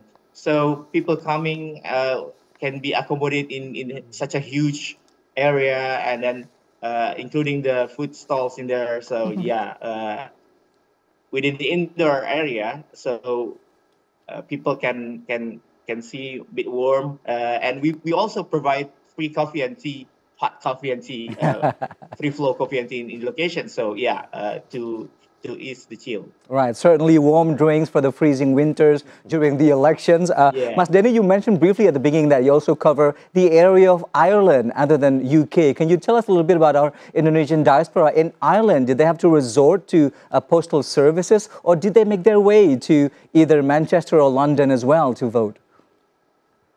Well, thank you, Liz. Yeah, you're right. That so many people, Indonesian people in Ireland and Northern Ireland, and we have also educate and socialize, giving socializations in there, knowing that there will be votings in UK, and most of them have registered in postal votings. Even some of them, like students who just came after the DPT being announced, have to vote in the TPS because yeah, it is very small number of slots of migrations number admitted in DPTB. So that's why they have to go to the TPS. And I found some people coming to London, even from Ireland, just to vote. This shows that how people very excited to vote their leaders. Right. Mas Denny, I'd like to have your words on the recently trending and viral videos of our Indonesian diasporas just sort of yelling and complaining, not being able to vote on the day, while they said that they still have enough time before its closing time at 6 p.m. London time. What was the story there, and how did it even happen for our Indonesian diasporas? Well, Mas Idris, first of all, I would like to say my apologies, my huge apologies to all people, Indonesian people in UK and Ireland, because probably we haven't give our optimum kind of services to them to give their rights to votes. But the thing is, we have to obey the rules from the KPU, the General Elections Committee, and also we have to obey the rule within the local regulations, because in UK the venue give us some kind of restrictions, like they don't want to put people more than the capacity of the building, you know.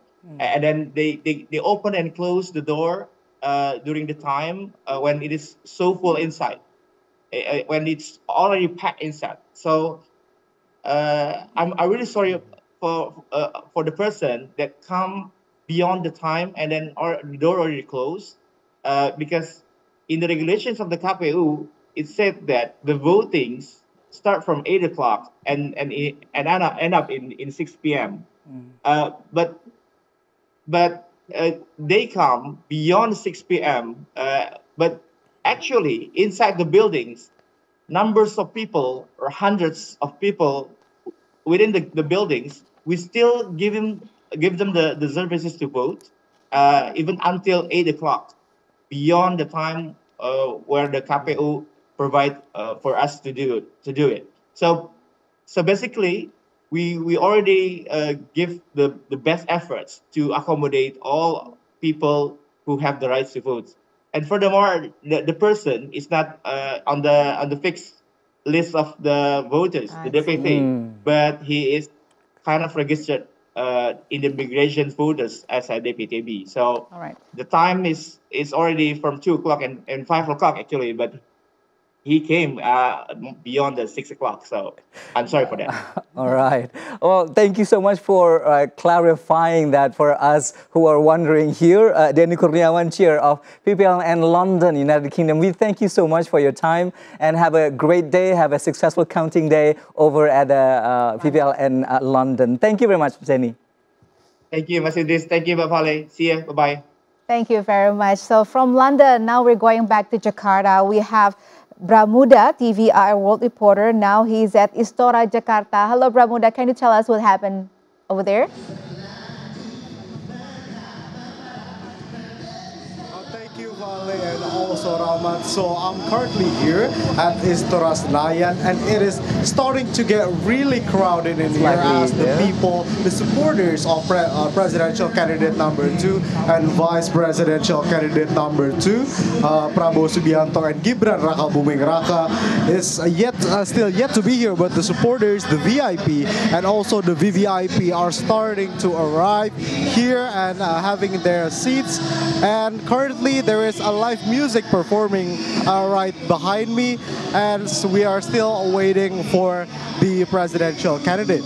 So now it is starting to get really lively in here, and this very event called Safeguarding the People's Vote, as we can see that the presidential candidate and vice presidential candidate number 2 is currently winning by a big margin, apart from compared to the other 2 candidates, Anies Rashid Baswedan and also Mohaimin Iskandar, and also Ganjar Pranowo and Muhammad Mahfud Mahmudin.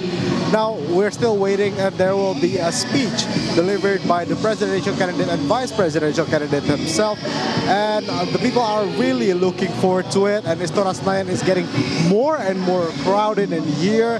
The people are eager to come here, and the people are very enthusiastic to celebrate and also safeguard the votes of the people. And this is we're still waiting in here. There's not much happening. It's still live music behind me. We're still waiting for the speeches, obviously, but probably the speech will be going on in the at 18 or 6 p.m. Western Indonesia time. So we're still waiting here, and it is really interesting what is happening in Istora Senayan, since it is an important and significant moment for Indonesian democracy. Back to the studio. Thank you very much, Pramuda, for reporting from the Istora, Jakarta. Well, certainly the party looks like it's about to start in Istora Senayan with the loud music and the anticipated arrivals of pairs number 2.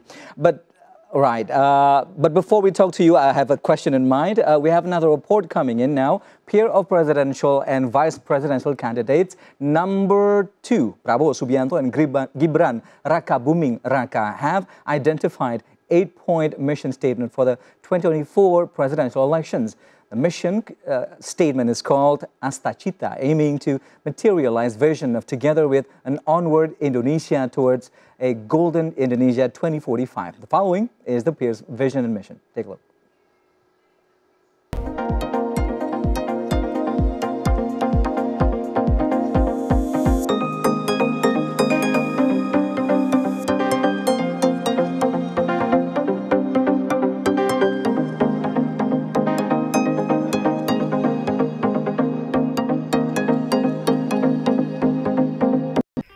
election in the world's third largest democracy sees leading candidate Prabowo Subianto, the defense minister and former general, facing off against former provincial governors Ganjar Pranowo and Anies Baswedan.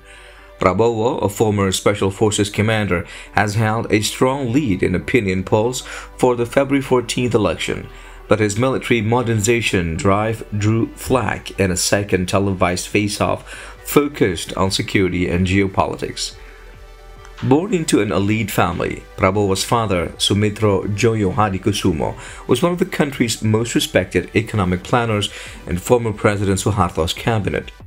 Prabowo entered the Indonesian military in 1970, but his stellar military career, during which he rose through the ranks with remarkable speed, unraveled quickly after Suharto's fall. In 1998, he was discharged for misinterpreting orders in the abduction of anti-Suharto activists and was accused of instigating riots that killed hundreds of people just before Suharto's downfall. Dismissed from the army soon after, shunned by the Jakarta elite, and going into self-exile in Jordan for some years, Prabowo became one of Indonesia's most reviled men. He denies any wrongdoing and was never charged. Still, in just over a decade, he managed a striking transformation, becoming a successful businessman and the popular head of a political party. He ran as a vice president candidate with one of his family rivals' daughter, Megawati Soekarno Putri, in 2009, but the pair were defeated by Susilo Bambang Yudhoyono. In 2014, the former general ran for president, though losing to Joko Widodo. In 2019, he tried his presidential candidate luck for a second time with business person and ex-vice governor Sandiaga Uno as his running mate. The pair went head-to-head with incumbent President Joko Widodo and the head of the National Ulama Council, Ma'ruf Amin. This year, Prabowo's running mate is Widodo's eldest son, Gibran Rakabuming Raka. In late 2023, the Constitutional Court, headed by Jokowi's brother-in-law, tweaked election eligibility criteria, allowing the president's son to run for vice president on Prabowo's ticket. The decision sparked fears about a return to the nepotism and patronage politics that characterized the decades-long rule of former President Suharto.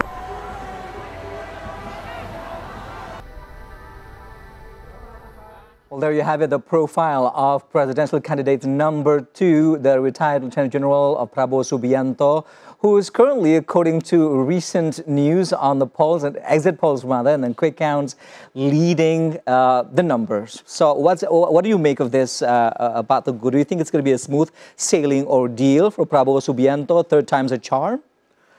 Well, I have received questions here from medias in France, in Australia and in the US. They predicted here that Prabowo will win. But the question is, will it be a first round winning or a second round winning? So they are still, the final data is unsure here. But if we see the progress, it sounds to be like that here. But again, we still do not know who will be the second one after Prabowo. So you believe that it's going to be, there's going to be a second round? Yes, that's what I believe. Also, the foreign media believe the same thing, yeah. Because the role of Prabowo is so strong, yeah. His character is so strong, he has confidence, and he has ability to climb the ladder, yeah. For example, if we see his military record, he was there. He achieved his level through merit, yeah. Through merit. And then the way he struggled against election in 2009, 2014, 2019, he failed. But he jumped the ladder again until he reached this level. This has gained people confident that we are dealing with a fighter. But anyhow, we still have to wait the final results to be announced by the KPU. By the Election Committee of Indonesia. Okay, so if you follow, for example, the debates for the presidential and vice presidential candidates from debate 1 until 5, Do you think this kind of debate will influence the undecided voters that will change, the numbers? Yes, I made an examination at 3 different campuses here. I check my students under the Gen Z. Yeah? Around 40% of them will give the final answer 1 or 2 days before the election day. They are critical. I have to appreciate the Gen Z. They are so critical. But this happened only at the students level. I do not know they who are outside the campus or study background. But anyhow, Pak Prabowo has been working very hard to engage the youngsters through the gimmicks, through the use of simple language, and then through the cartoon. I think he knows that it is easier to deal with Gen Z than dealing with the pre-baby boomers, and Generation X. And adding to that is the fact that his running mates is the oldest son of the incumbent president. And considered as part of the millennials group. Exactly. This morning I managed to consult youngsters, to appeal to the younger demography, yes, do you think? I asked in an indirect way, my assumption, youngsters, they tend to vote for number 2. All right, so we will have to wait and be patient until the result comes out. Okay, but for now, we are going to go to Abu Dhabi. We have Mr. Setio Pamungkas, the chair of PPL in Abu Dhabi from UAE. Hello, Mr. Setio. Assalamualaikum, Mr. Setio from Jakarta, Indonesia. Please unmute your microphone. We can't hear you yet. Hello? Yes, Waalaikumsalam. Can you now we can hear you. Yeah, we can hear you now. So can you tell us what happened during the voting day in Abu Dhabi then? Yeah, good afternoon. Good afternoon from Abu Dhabi. Yeah, the election in Abu Dhabi was held on last Saturday, on the 10th of February, because in most of the Middle East, they conducted on Friday. But in UAE, because our weekend was fallen Saturday and Sunday, so we in Abu Dhabi and Dubai, we conducted on Saturday, 10th of February. Alhamdulillah, the event was run very smooth, and we got the people very enthusiastic coming, and the number of people coming is more than what we have 5 years ago, and there are many factors that cause that. One of them is because we have new embassy locations, and people is very interesting to see how is the embassy look like, and then the way of we communicate with the people, and then we also this time we conducting the bazaars. So the objective is first is to creating the vibe that when people came to vote, they feel that they are in Indonesia. Alhamdulillah, everything was fine. We have 8 TPS for people do the footings. Apart from that, we also have the mobile elections. There are 4 posts, and one is through the post. So far everything is fine, and today we have the counting of the result is still ongoing. That's what I can say. All right. So can you tell us the number of voters that turns out during the voting day? Right. So total we have the DPT is around 5,948, and the total voters is 3,100 something, and it's like 52%. So now it's still ongoing of the calculation. So. Right, Mr. Setio, when can we expect the tabulation to finish? We almost finished for the president and vice president's tabulations, and now it's almost finished. And then after that, we will continue for the for the parliament. Right. Mr. Setio, we are aware that in Middle East, particularly in United Arab Emirates, the Indonesian diasporas are predominantly made up by the Indonesian workers residing in the United Arab Emirates. And in the previous elections, the complexity for elections is always about the schedules that they're allowed to take time off from their work to come and vote. So what is the situation this year in Abu Dhabi? And what about those Indonesian pockets over in Dubai and also in Sharjah, the two other prominent cities in UAE? Right. Yeah, and that's correct. I mean, like the dominant Indonesian people here in UAE is mostly they are domestic workers, and that's creating another challenge for us, for the committee itself, is try to interact them and to engage. Particularly, the challenge is to get the permissions for the sponsorship. And for us here from PPLN Abu Dhabi and PPLN Dubai, we asking the permission from the authorities, and we get the permissions. But that's not guarantee that our people, they get permission to come. That's actually creating another challenge. And we realized this from the beginning. And we used also the media, social media, also the newspapers, try to inform that this is 5 years event. And we also got the permissions. And I can tell you that what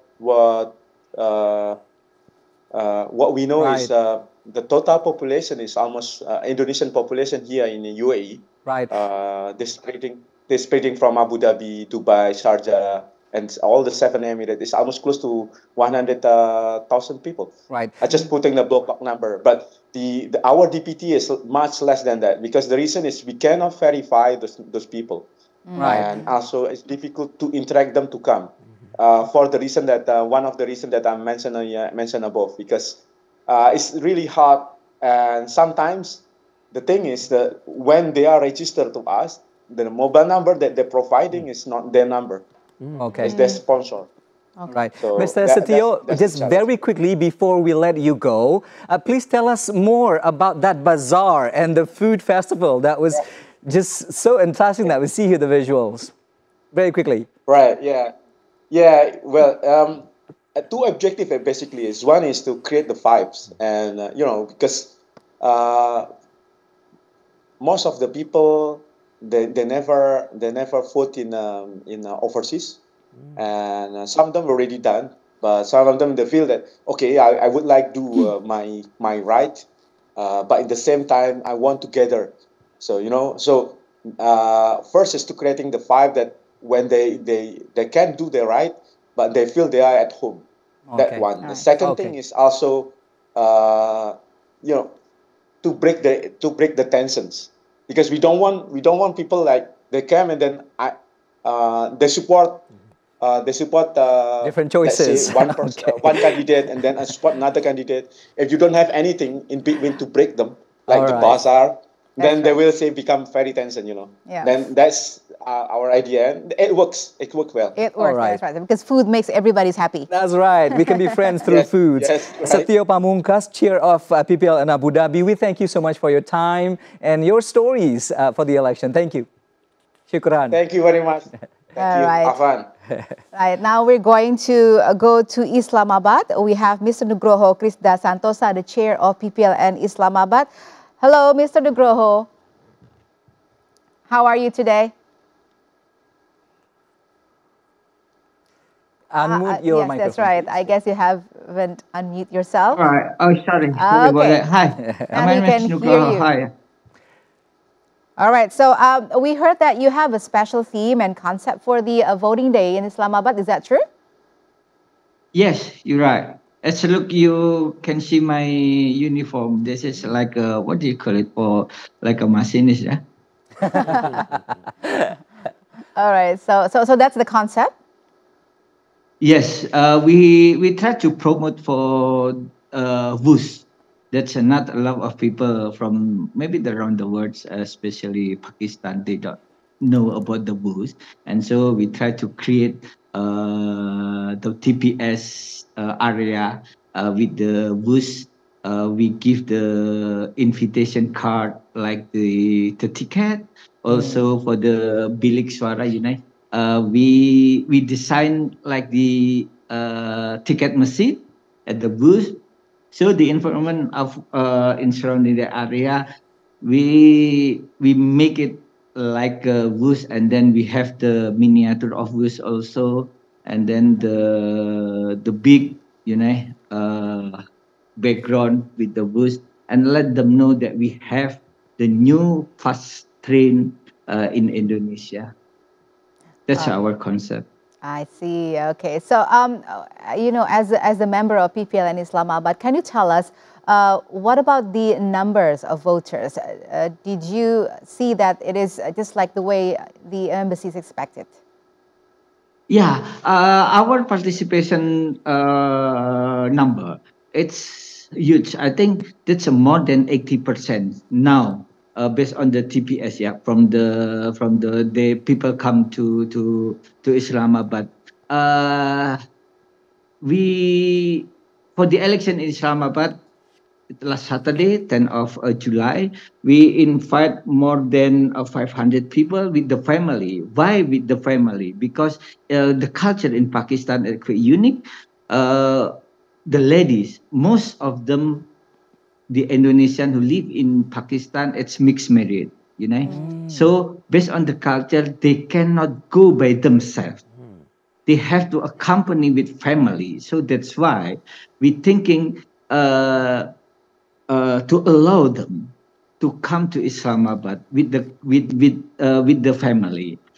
During the election, we provide the bazaar like some countries. Also, we provide for the playground for the child, and it's I put the high respect for them. One of the first city in Pakistan, in our area, it's 13 hours by bus. You can imagine. 13 hours by bus, and then they started from in South Punjab area. That's 7 o'clock p.m. and then reach Islamabad at 8 a.m. in the morning. So I very appreciate with them, and then the important thing that our embassy, it's in diplomatic enclave. So that in Pakistan election is 8th of February. So the escalation of the security is high. So we wondering actually, and then our team have to aware about the security. So we contact the local police. We make the letter, everything, preparing everything to entering the diplomatic enclave. Alhamdulillah, we have 817 DPT and 456 people coming. And with the DPTB or additional list, it's 51. So that's, I'm happy we can handle everything smooth, and people from this area, we have the coordinator for the six cities. They all happy. They all give the appreciate to us because we can handle everything with the smooth, and that's like a reunion for them. They are in one group for the media social or the WhatsApp group, but with the election they can join together. They can happy. They can join with the Democratic Party in 2024. That's good to hear that you are able to overcome the challenges with all kinds of methods. And one of the methods that is probably most effective with you and also other areas is having a good bazaar. Right. Yeah. All right. Okay. You're right.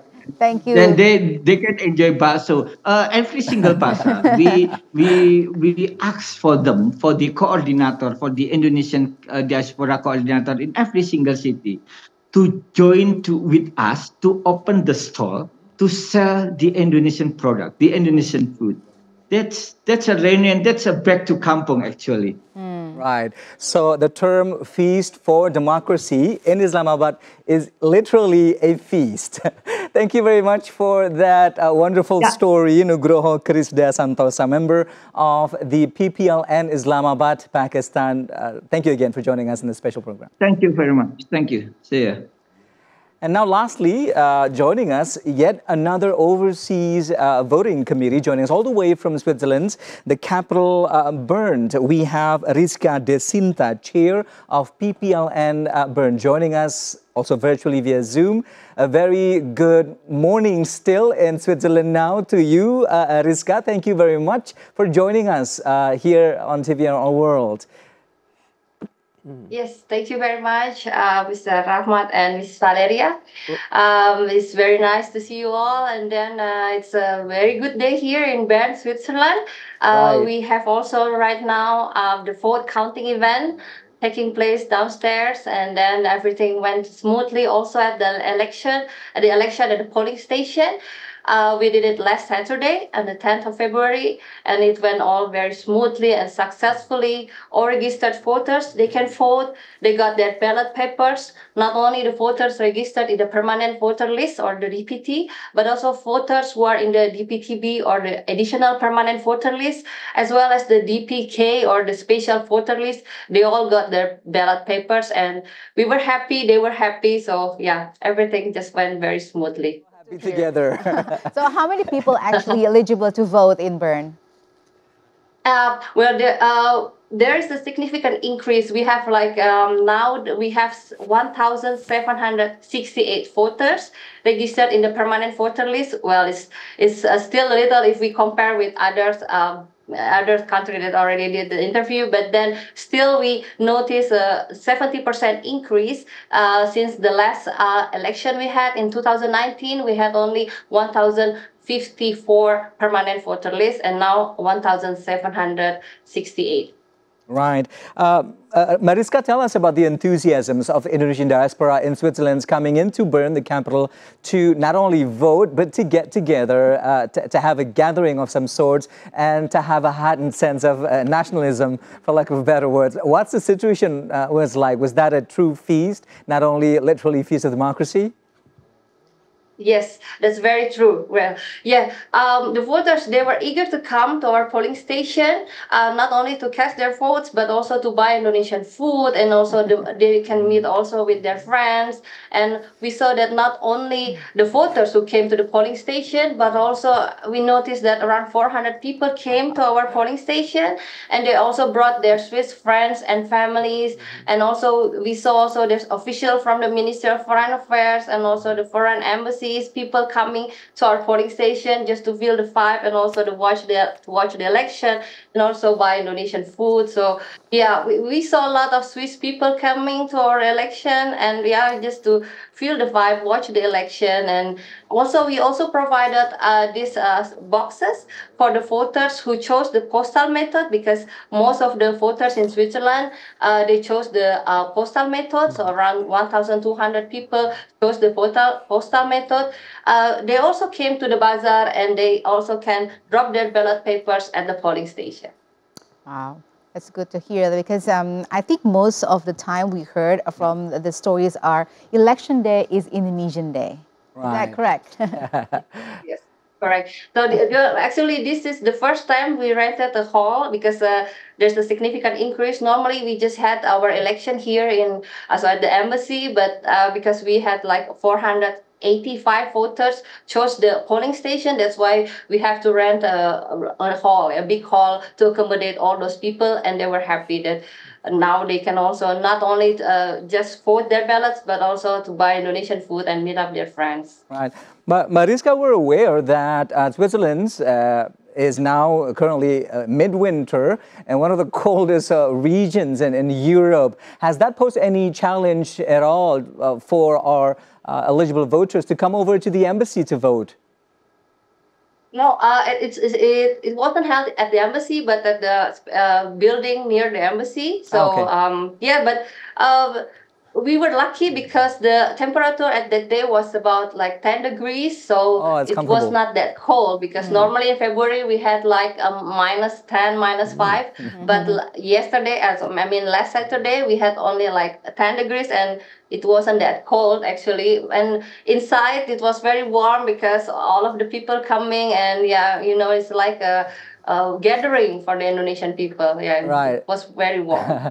Because the reason I asked this in particular, at this time exactly last year, I was doing my live report for the World Economic Forum and that was -13. It was shivering outside. Yeah. So it's great to hear that everyone can get together for the election. Again, we have to thank you all the way from Bern, Switzerland, Rizka Desinta, the chair of PPLN, for sharing with us such a heartwarming stories of elections over in Switzerland. Thank you very much again.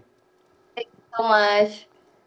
All right, so now we're going Always exciting stories. Yes, we're going back to Parweza, of course, now, right? Okay, so we've heard that from the stories from the overseas that mostly they have an increasing numbers of voters. Oh, yes. Yeah, so that's a good news, right? It is a good news, meaning even though they are overseas, they always think we are Indonesian, and we are obliged to be there for a better Indonesia. Especially when I hear stories that for our fellows in Pakistan, they had to travel for 13 years one way, and then another 13 hours backward. It means a lot, and they were well accompanied by their parents, by their spouse, by their husband. But we need to be aware on the issue of nationality, because for an Indonesian woman marrying a Pakistani, we need to be considered, are they Indonesian? I hope they are still Indonesian. You're saying, yes, because usually there is before becoming a citizen, there is a process called permanent residency. We need to be sure, and then also with regard to their children. In case some children at the age of 17 and 18, are they Indonesian or are they Pakistani? So this applied to other countries as well, because we may lose our citizenship if we participate in something. For example, participate in the what we call military training. Yeah. And then we marry someone else, especially for women. So this we need to be aware, because if, for example, someone is in the transition from permanent residency into citizenship, and that person is still voting for Indonesia, voting in our national election, this may cause concern of the local government. So I think we need this has to be well studied by the Indonesian authorities. Right. We have tons more questions for you, Mr. Teuku Reza Shah. But in the meantime, we have another report coming in before we'll take a short break. Now that we've taken you around the globe to talk to some of the most significant friendly countries of Indonesia, particularly our PPLNs, that's the Overseas Voting Commissions, we're also going to take you to a compilations of videos of the festivity of Feast of Democracy over in Morocco, Finland, and the Netherlands. Take a look at this next video. Finland and Estonia chapter head of Overseas Election Committee in Helsinki, Ari Nursenja Rifanti, extends her appreciation to 258 Indonesian citizens who used their voting rights in the 2024 elections. They casted their votes at the poll station 001 in Indonesian Embassy in Helsinki on February the 10th. Ari appreciated the voters who are willing to go to the poll station hundreds of kilometers away from where they live, especially in a -10 degrees Celsius weather. Ari says that only in Finland and Estonia where the election committee hold an effective and secure voting method. Aside from 258 voters at the polling station, 324 casted their votes through postal ballot as regulated by the KPU. Data from Helsinki Election Committee shows that the number of voters participating reached more than 66%, higher than those participated in the 2019 elections. Ari says the voting day also becomes a moment of reunion between Indonesian citizens in Finland. Meanwhile, Indonesian voters and students living in the city of Fez of Morocco on February the 11th rented buses to reach poll stations located at the Indonesian embassy in Rabat, 201.5 kilometers away from where they live. Head of Overseas Election Committee in Rabat, Yusuf Muhtadi, says that there was only one poll station in Morocco, as the number of voters remains below the minimum of 288, according to the KPU regulation.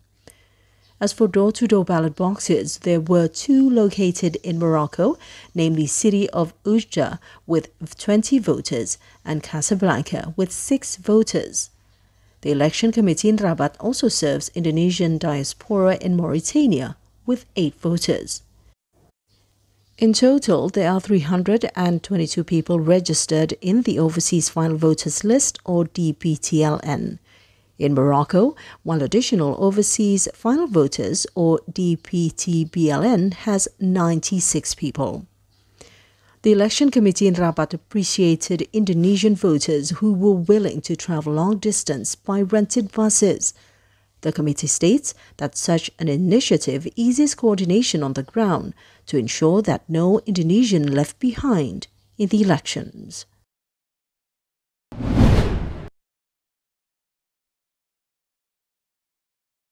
The Overseas Election Committee in Den Haag, Netherlands, successfully held simultaneously voting process through various methods on February the 10th. Several regular poll stations were placed in De Broodfabriek Convention Center in Rijswijk, South Holland.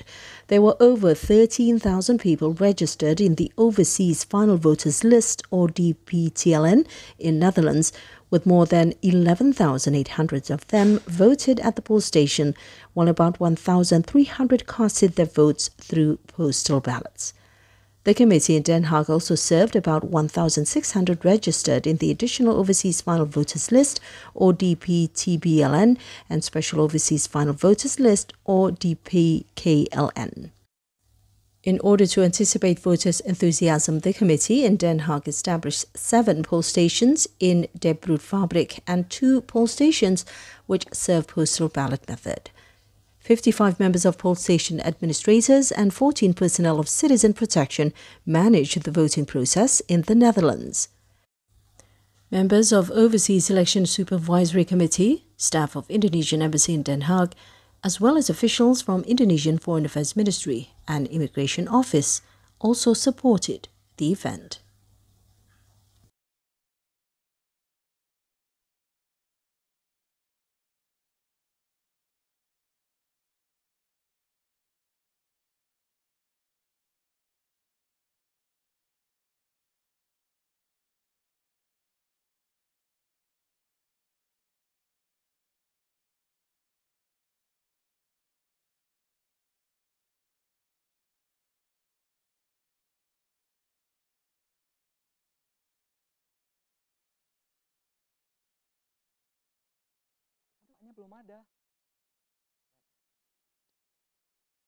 Right, so it looks like parties have also taken place in other countries. We've seen Morocco and Finland and the Netherlands, so that was exciting to see, Valerina, which also concludes our segments of conversations with PPLNs, or the Overseas Voting Committees from around the globe. We visited Asia, Europe, even Africa and Australia, and that was marvelous stories from those cities and regions. Yes, well, we'll be back with more interesting stories from our diasporas from different countries. So please stay tuned on our special report on the election day in Indonesia.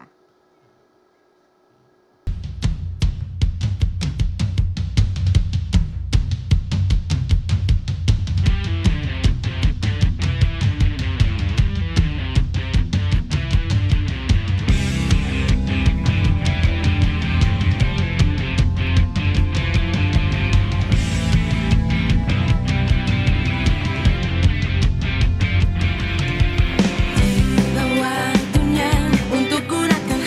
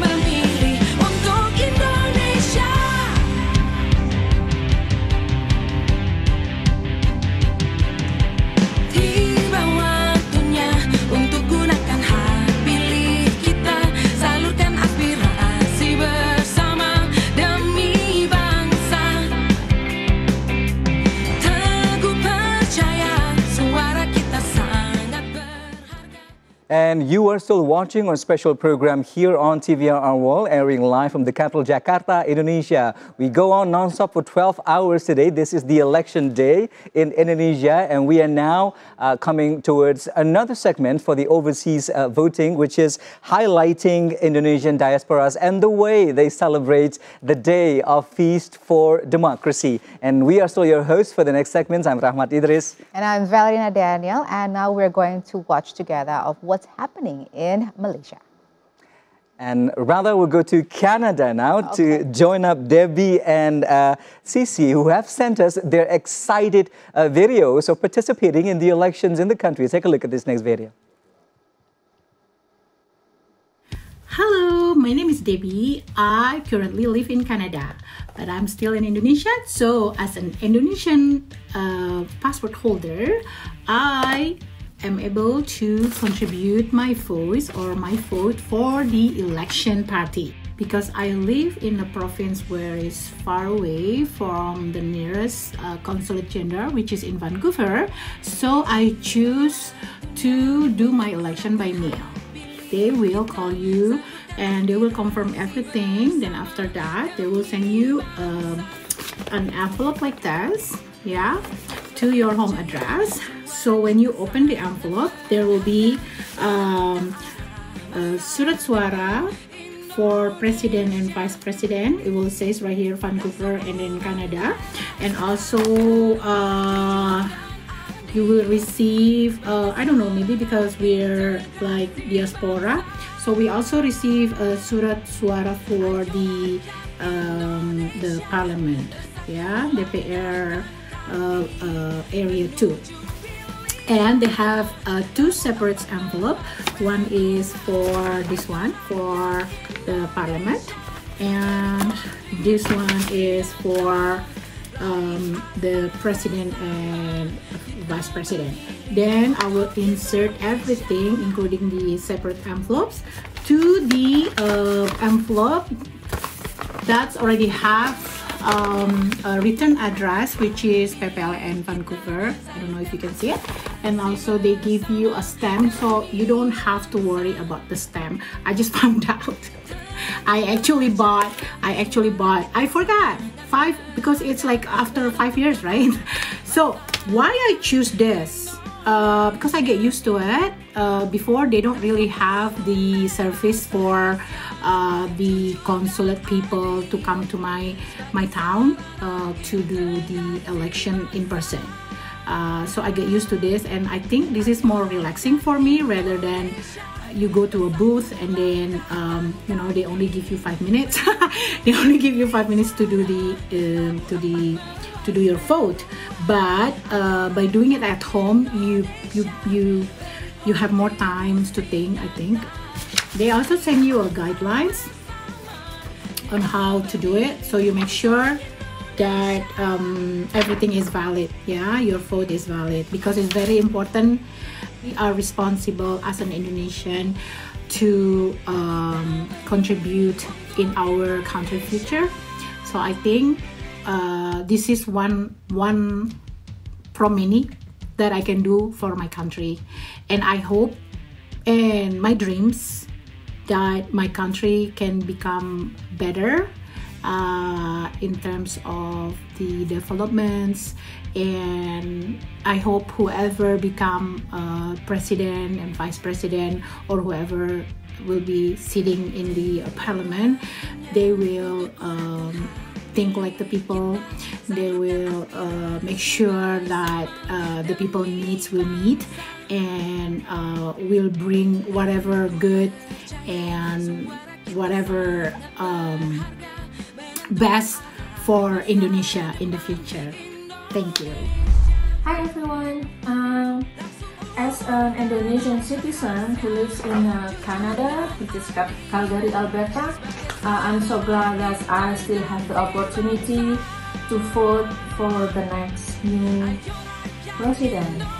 And then after back and forth, finally I get the confirmation that all the information belong to me.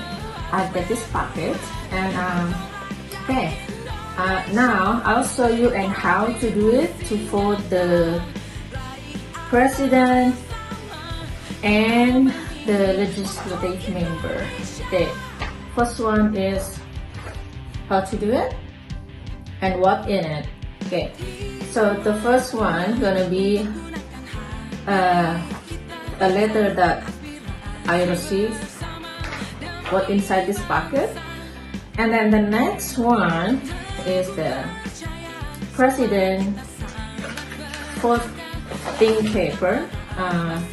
You can vote in any president of your choice. Just Pocoho for it, and then there is a envelope which is already provided, and then put it inside and seal it. Okay. Okay. The next one is the legislative member, which is the same. You have to poke a hole on any one of those, any party that you like. Okay?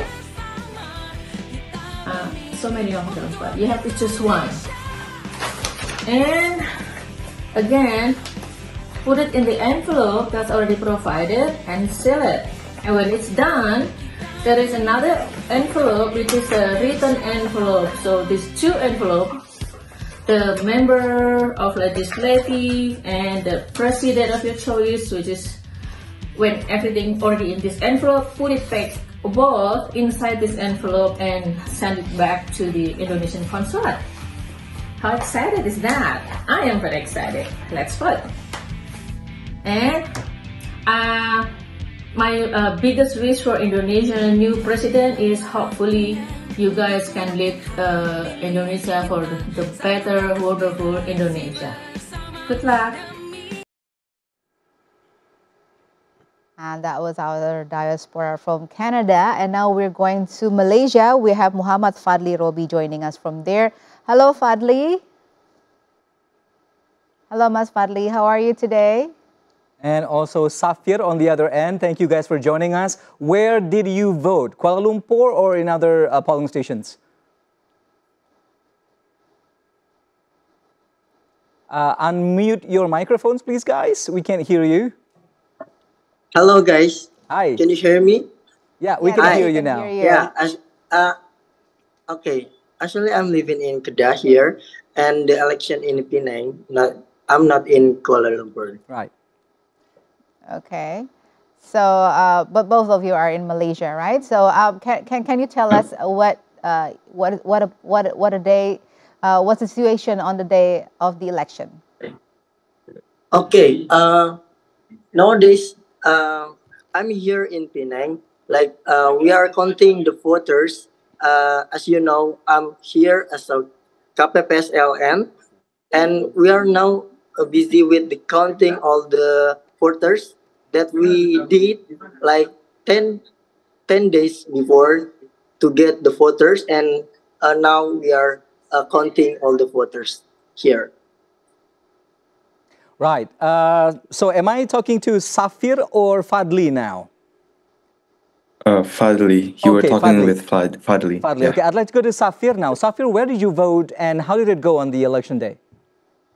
Yeah, so mine was actually through postal because I don't live in a city where we had a consul general here. So mine was through postal, and mine was under the jurisdiction of Toronto. So we were on the PPLN Toronto's jurisdiction. So yeah, they sent us, just like Debbie and Gigi, they sent us a package for us to fill in, and then we just sent them back, and it was pretty easy. Okay, so allow me to correct. So Zafir, you are in Canada, and Fadli, you are in Penang, Malaysia. Those are correct, right, guys? Correct, yeah. Okay, that's Yes. good. Good to know. Let's go over again to Malaysia. We know that that was a bit of chaotic moments for the elections in Kuala Lumpur. In Penang, though, how did it go on the election day? Was it in orderly manner now that you guys are into the vote counting already? Okay, in Penang, we are vote counting already. We are doing, right now, I'm here in in Penang. Like now is shift one, still shift one, and we have more time like shift two and shift three. As you know, there are a lot of people of here to voting for this election day, and then yeah, we are enjoying for this election today. Right.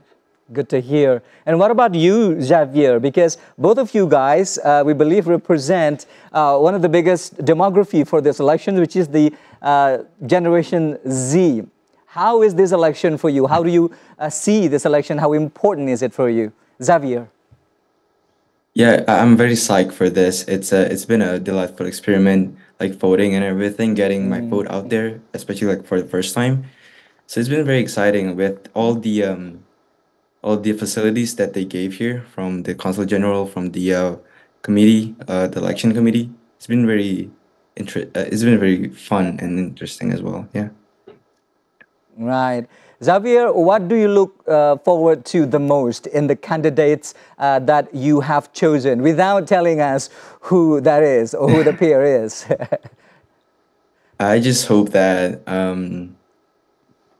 they bring Indonesia to the golden age, like it's been predicted. And whatever the outcome is, I just hope that it'll make us united. That's all. Yeah.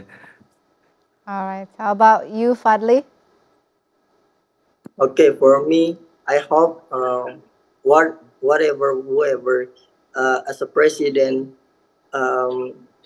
today, I hope can bring Indonesia better and can give like a fresh situation for Indonesian. And I hope there are some people like can be opposite and to evaluate the progress to bring Indonesia more democratic and more better, like a great program with the vision and mission. Right. Great words there, Fadli and Xavier. I'd like to go over to you again. Fadli, you mentioned briefly that right now, as you're speaking to us, the counting of the votes are currently ongoing. Are you a part of the committee or a volunteer? Or what do you do there? What's your role? Yeah, I'm a part of committee here. In Indonesia, we call KPPSLN. And now we are counting all the voters that we have been doing like 10 days to get around people in Kedah, especially in Penang. And then right now we are gathering in one place to counting all the voters. All right. Okay. As a first timer for the voting day in your countries, is it the way? I mean, the way the election goes at that time was just like the way you expect it to be. Maybe. For me, I've experienced here like it was good. All the organized well, like the community and the people around here keep supporting us, like give us all the information that we need, how to organize greatly, and the people here like always give like support for us. Right. Xavier, wherever you are in Canada right now, very quickly, what city are you in right now, Xavier? Oh, I'm in Winnipeg in Manitoba. Right, so you're in Winnipeg. That's quite a distance from the closest polling stations, we believe, and you chose to participate via the mailing voting. So from your perspective, Xavier, have you received a thorough and informed decisions to be able to make the right choice? And how did you get all the informations with the fact that you are abroad, so that you can participate comprehensively in a way that you have all of these informations and details before you make the right decisions in accordance with your own principles and beliefs? Yeah, definitely. I did. There's been a lot of events made here from organizations, students organizations especially, and the consul general themselves. They got involved. And as a president of Pramika Nasional myself, we ourselves made some events regarding Pemilu. We had one in Vancouver. It was like an info session. It was offline, so all the students in Vancouver all gathered, and then um, we had this event with PPLN Vancouver as our reference, and then we had another one in Toronto.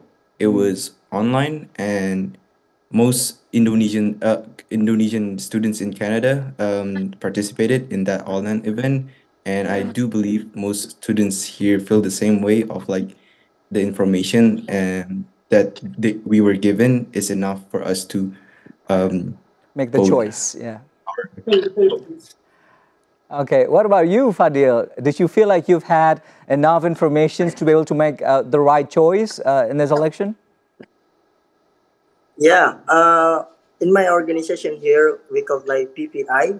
We have on a program like we have a discussion about all the vision and mission for the candidates of presidents, and then we are inviting like teams of this of them to get the right vision and mission that they want to bring to Indonesia more better. Right. Okay. All right. Okay. So, did you participate in the campaign activities during the campaign period, Fadli or Xavier? Oh, sorry, I couldn't hear you clearly. Could you Okay. repeat it? Did you participate in any campaign activities during the campaign period? For example, if the team from one of the pairs, for example, they give you a special sessions to talk about their vision and missions. Oh, so not directly, but from Pepe Dunia, like the Association for All International Students of Indonesians, they had an info sessions from all the candidates, and it wasn't directly like their campaign, but they had questions relating their campaign that was very informational. So Right.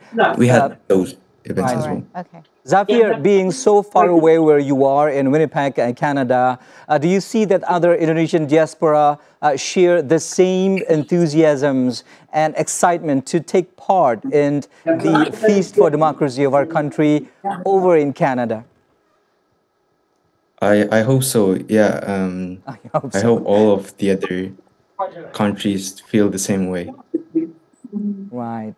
Well, we thank you both for talking to us and for telling us great stories on the election day 2024 in Canada and also in Penang, Malaysia. Thank you very much, Muhammad Faldi Robi and also Xavier from Canada. Thank you guys. Have a great day. Thank you. Pleasure's all mine. Thank you. Thank you.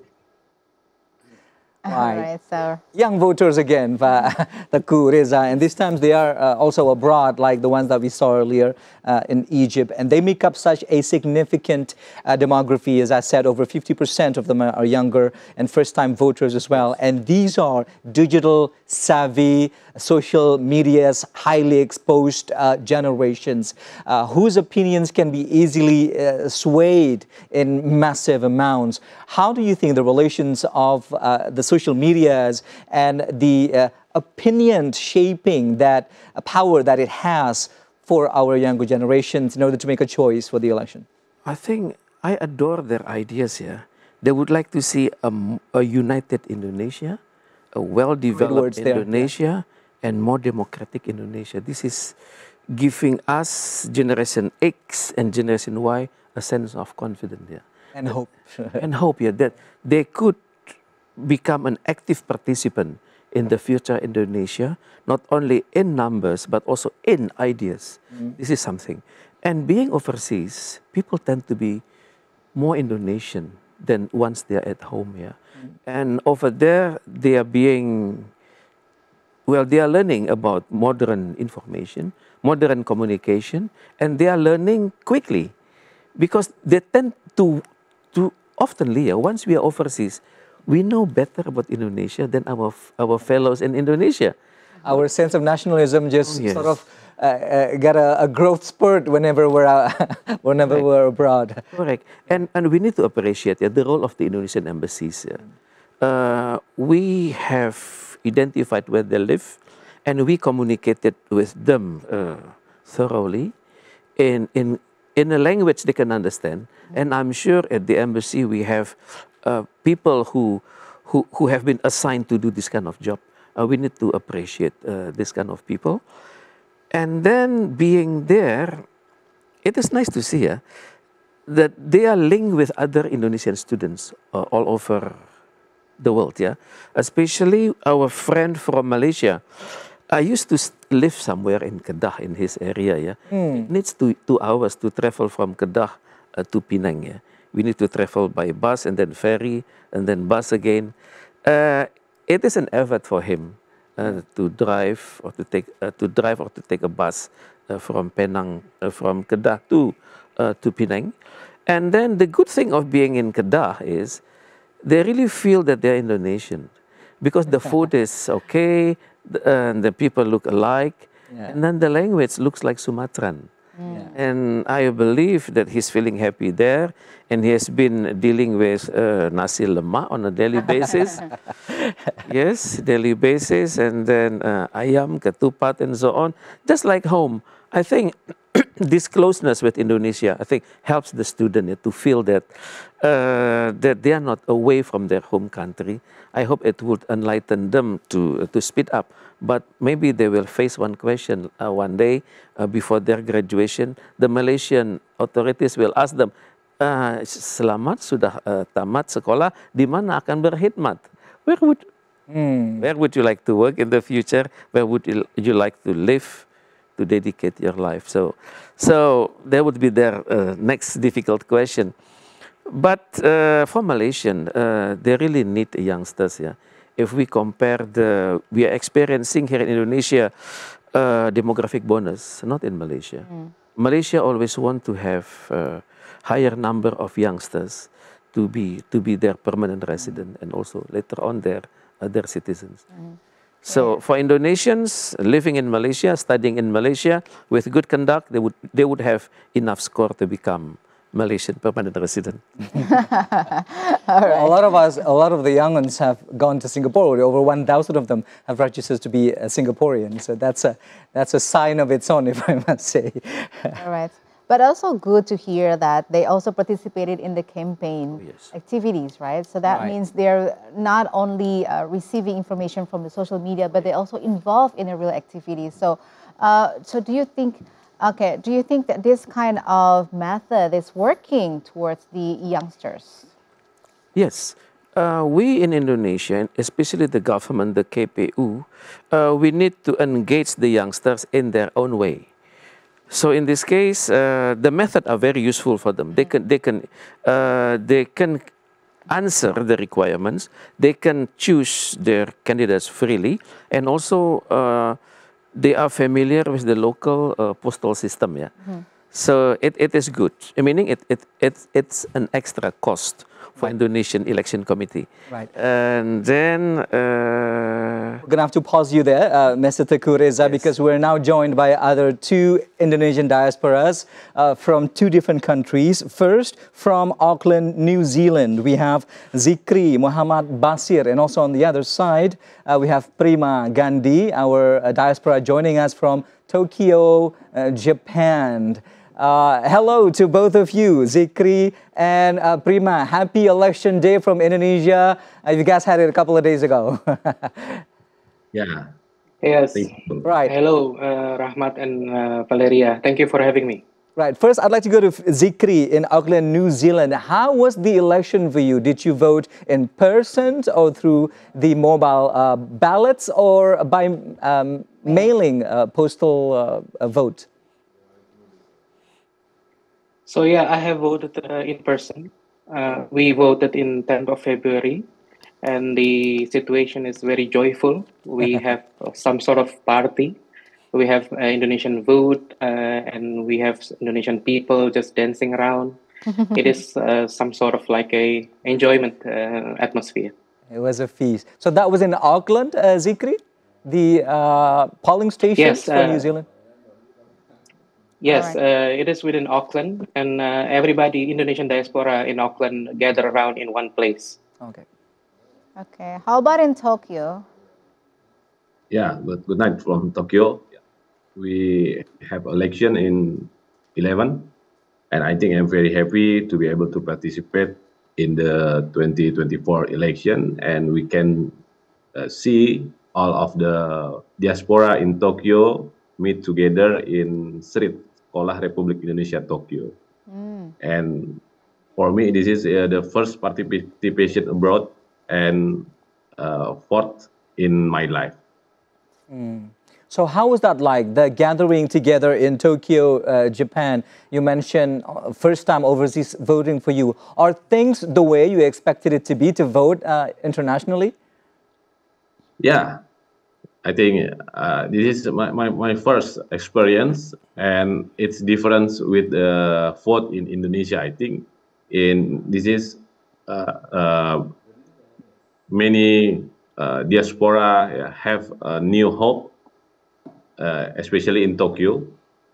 And in Japan, we have two kind of participate to vote. The first one with post, and the others come to the TPS, like that.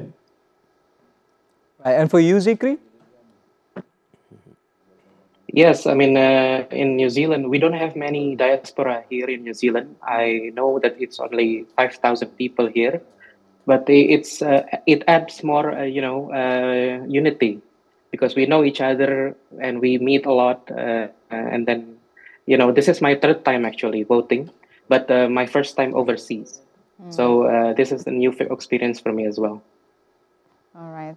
Good to hear that everybody has a great time during the voting day. But maybe I'm going to go to Tokyo again, because we know that recently there has been snow pouring into Tokyo. Did this situation influence the voting day? Yeah, no, I think the situation is okay if there is no snow at the election day, and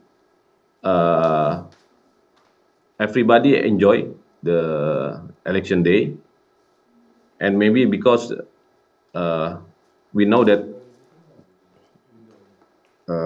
many diaspora get the information about the presidential and vice presidential candidate debates on the YouTube, and there is no campaigns directly in Tokyo, I think, like that.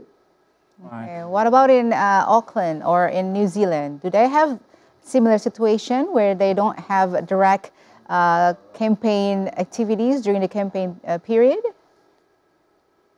Yes, we also don't have direct campaign or anything, but we know them, from 10 years ago. They are not newcomers, so we know their track records, and we observe from far away, from YouTube and news channels. Yeah, we already have time to learn about them. Right. So now that you've made your choice for the next hopeful top job positions here in the country, a question to both of you, Prima and Zikri. What are your deepest expectations and hopes for the next president of Indonesia? Zikri first. Well, as a student here, my expectations are really high. My expectation is to continue doing the good programs that have been done by the government, and evaluate the programs that are not, deemed as ineffective. We need to have continuation, but we also need to have change in certain aspects. And I hope that together we can create more unity. After the ballot has been cast, that we have to unite together again. That's good to hear. How about? And Prima, from you? Yeah, as a student in Tokyo, I think it's important for the next president and vice president and the legislative to realizing his campaign promise in the future. And the second, I think they must listen to the voice of young people who will determine an Indonesian future. And the third, maybe fix things that are not good in Indonesia, then what is good can be maintained as well. And the last one, I hope there is no corruption in Indonesia. I think its difference in Japan with the Indonesia is about the corruption. Right. Yeah, I hope next president no doing a corruption. Right, great words there from our fellow Indonesians over in New Zealand and Japan. We thank you both, Prima Gandhi over in Tokyo, Japan, and also Zikri Muhammad Basir in Auckland, New Zealand. Thank you very much for staying up late and also in the morning there for both of you. Talk to us for the special program. Thank you. Yeah, thank you. Good night. Thank you. Thank you. Good night. Thank you. So once again, we hear great voices from the youngsters, from the young generations of Indonesia. And the sentence that maybe I would like to highlight is about unity. Because, well, this is very important for them, actually, because we heard from them and in the previous diasporas as well, saying the same thing. So do you think this is something that we should celebrate as well? Because this election, they actually not only making people to decide on who's going to be our president or the leaders of Indonesia, but actually is also developing a new kinds of nationalism and hopes for the Indonesian youngsters. Yes, I'm learning a lot from our youngsters here, from the Z generation here. While in Indonesia, we tend to be unsure where the Z generation are going. Will they become an active participant in the national development? Will they become the new energy for the next development? But we are learning from Indonesian youngsters overseas. They are aware that differences are there, but once we have a new government, the new government should be based on governance, should be based on the unity, and should have a capacity to unite they who were pro or against the candidates. This is something philosophical. I think this is something we need to praise. Right. That from overseas, we can expect further kind of nationalism for Indonesia. So I believe that whoever wins will consider the voice coming from overseas, from the Z generation, because they bring hope, they bring optimism, and they also bring a new kind of philosophy. Change is okay, but change should be based on continuity. This is something new. Change at the same time with continuity. In Japan, they call it Kaizen, yeah? And then a change and continuity, and then they even highlight what to be implemented for the future of Indonesia. They mention, among others, corruption. So I think this is something we need to consider very seriously. Right. And then learning from Japan, what happened when someone conduct corruption? Yeah. They will do harakiri. Yeah. They commit suicide. On that note, Mr.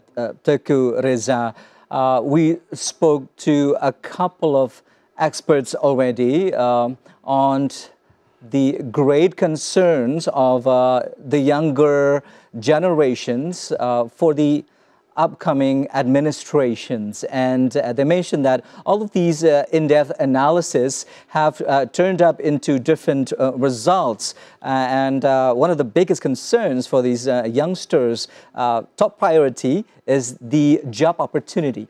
And then a second is the price of commodities, meaning economic welfare. And third, as you mentioned, is the corruption eradications. Do you concur and do you echo these sentiments from the youngsters and their hopes for the next administration?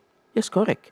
I managed to interview people in Bandung, yeah, when they talk about daily life. They need something more than just direct assistance. We call it bantuan langsung, yeah. But for them, it is better to have a sustainable stock and price of basic needs. That's the one. So I think the next government should think how to answer the basic needs of the people, to provide, not only talking about provide infrastructure, but the daily life. That's the one. And then, okay, they dream to have a good job in the future. Yeah? Of course, for this purpose, we need to think, in this case, to develop a system which permit meritocracy to come to the surface. In this case, we need an excellent data bank. We need to know our youngsters. We cannot say that we want in every village or in every family, there must be graduates. What kind of graduates? A study must be in accordance to the needs of the family, to the needs of the candidate. Maybe we need, from a wider framework, we need to think on Human Development Index. We need to focus immediately that at the moment, our rank of HDI is not so high inside ASEAN. We are somewhere in the middle. On the top is Singapore, then Malaysia, and then Vietnam. Okay. That should be the homework for the future government then. Yes. Okay, now we're going to go straight to Ankara, Turkey. We have Davina Farah Fatima. Hello, Davina. Hi, nice to meet you all. Hi. Tell us your experience during the voting day. Are you happy with the situation over there? Looks cool though behind It's you. really nice in Ankara currently. For the elections specifically, we already had it on the 11th of February, 3 days ago, and currently the counting of all of the votes are currently being conducted in both the Consulate General and the Embassy of Ankara. Right. Davina, we're seeing here from Jakarta, you're currently outdoor, and it is stark white behind you. Is that in the middle of winter and it's snowing? Does that affect at all the way the election went 3 days ago in Ankara? Yes, currently it is winter in Ankara, and the temperature-wise, during the election day, it wasn't as cold. I know it's kind of weird to say this compared to the Indonesian weather, but it was fairly nice. It was a fairly nice weather. It was 10 degrees outside, and I consider that as pretty warm here compared to, even though it's not comparable to Indonesia. So it was a really nice day during the voting days. I think the world also knows that Indonesian people are currently voting, and it's a really good day. But currently, it has been getting colder, and the winter is I think the winter is coming back again. The weather in Ankara is pretty unstable, but thankfully, during the election day, it was fairly nice. All right. Do you have any hopes that you would like to convey through this election? From this election, since technically for me, this was also one of my first elections that I've done, and it was definitely a different experience since I did it outside of the country. I would hope that no matter what the result is at the end, it would still provide the best results for not only for ourselves, but also for Indonesia. Especially since I'm currently one of the students that's currently staying outside of the country. I would like it if I went back to my country, I would return to a country that I will be proud of and that I can contribute to in society. Davina, just one last question for you before we let you go. What do you think are some of the most pressing matters, the biggest problems right now in our country that needs to be addressed, that needs to be resolved by the next administration? Okay, for me personally, of course, there are a lot of different problems that happens in our country, and I probably wouldn't be able to address it as much because the way I view my country and the way the other people view our country would be different in different eyes. And for me personally, one of the most important things for Indonesia to be able to flourish again in the future is to be able to have a platform for us, not only to be able to survive just for today, but to be able to continue growing in the future, to have a platform for us to be able to contribute more to the country, to even if we have a lot of different resources and a lot of different human resources or natural resources, it wouldn't matter as much if we don't have the right platform to give it to our own country. All right. All right, Well, thank you very much. Davina Farah Fatima from Ankara, Turkey, for joining us this afternoon. Wish you the best for your study over in Turkey. Thank you. Teşekkür ederim. Yes, thank you very much. Ben de teşekkür ederim. Right. From Turkey, we fly to Russia now, Val, to greet yet another Indonesian diaspora over in Taganrog. We have Yuda Fakral Zulmi joining us virtually also. Yuda, a very good morning time, we believe now, or afternoon rather. Hello, привет, добрый вечер. Привет, добрый вечер. How are you today, and how was the hello guys. How was the voting day? They great here in Russia. Here great. I feel happy and grateful to be able participate in general election, or which means every 5 years, and it is my first experience, and it was a unique experience. Right, Yuda, you are, per our information on the sheet here, indeed, right now is in Taganrog, Russia. How far is it from the capital, Moscow? From what? From the capital, Moscow. And how did you make your way into the voting station? Yeah, it's so far away, because which we know Russia is the big country. Right. So if and now in our city we have no airports on boarding because the war. That's why if we want to go to Moscow, we need a train. With train, I think 24 hours from my city to Moscow. Oh, a long travel. Wow. So did you vote directly, or you vote through the mail? Unfortunately, I vote with the post. All right. So hopefully it did not discourage you to vote your presidential and vice presidential candidate preference. No, it's not, because I here alone, but I feel I'm party with all of Indonesian people according to the word, because I choose the president with myself. Right.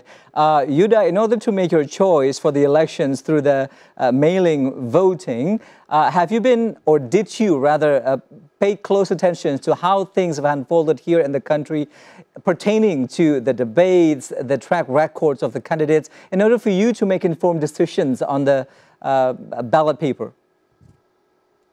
Yeah, of course, to be a good voter, I think I learned the background of each candidate, backgrounds, track record, and the other. I learned a lot from the presidential and the vice presidential debates, and I also searched on several websites how they performed before. All right. So, do you have any hopes for the future government? I personally hope that through this general election, a president or a vice president will be elected who can carry out their duties and carry out their vision and mission responsibility, and pay attention of every element of society, in other, especially students, to create a greater Indonesia. Right. Yuda, are you studying or working in Russia? I'm studying now in Russia. So that will be this is your first time voting overseas and representing those who are the biggest demography, the younger voters as well. Have you been in touch with other fellow students, and how did they participate in the election? They very excited. Actually, our friends from Moscow, they have voted 11 February. And all of them are voted. All right. Thank you very much, Yuda Fakral Zurmi, joining us all the way from Taganrog, Russia, which we believe very, very cold right now. And we wish you the best for your study over in the country. Thank you again. And thank you very much. Bye-bye. All right. We still have a lot of diasporas to greet after this, but for now, we would like to take a break. But we'll be back with more interesting stories for you, so please stay tuned on our special report.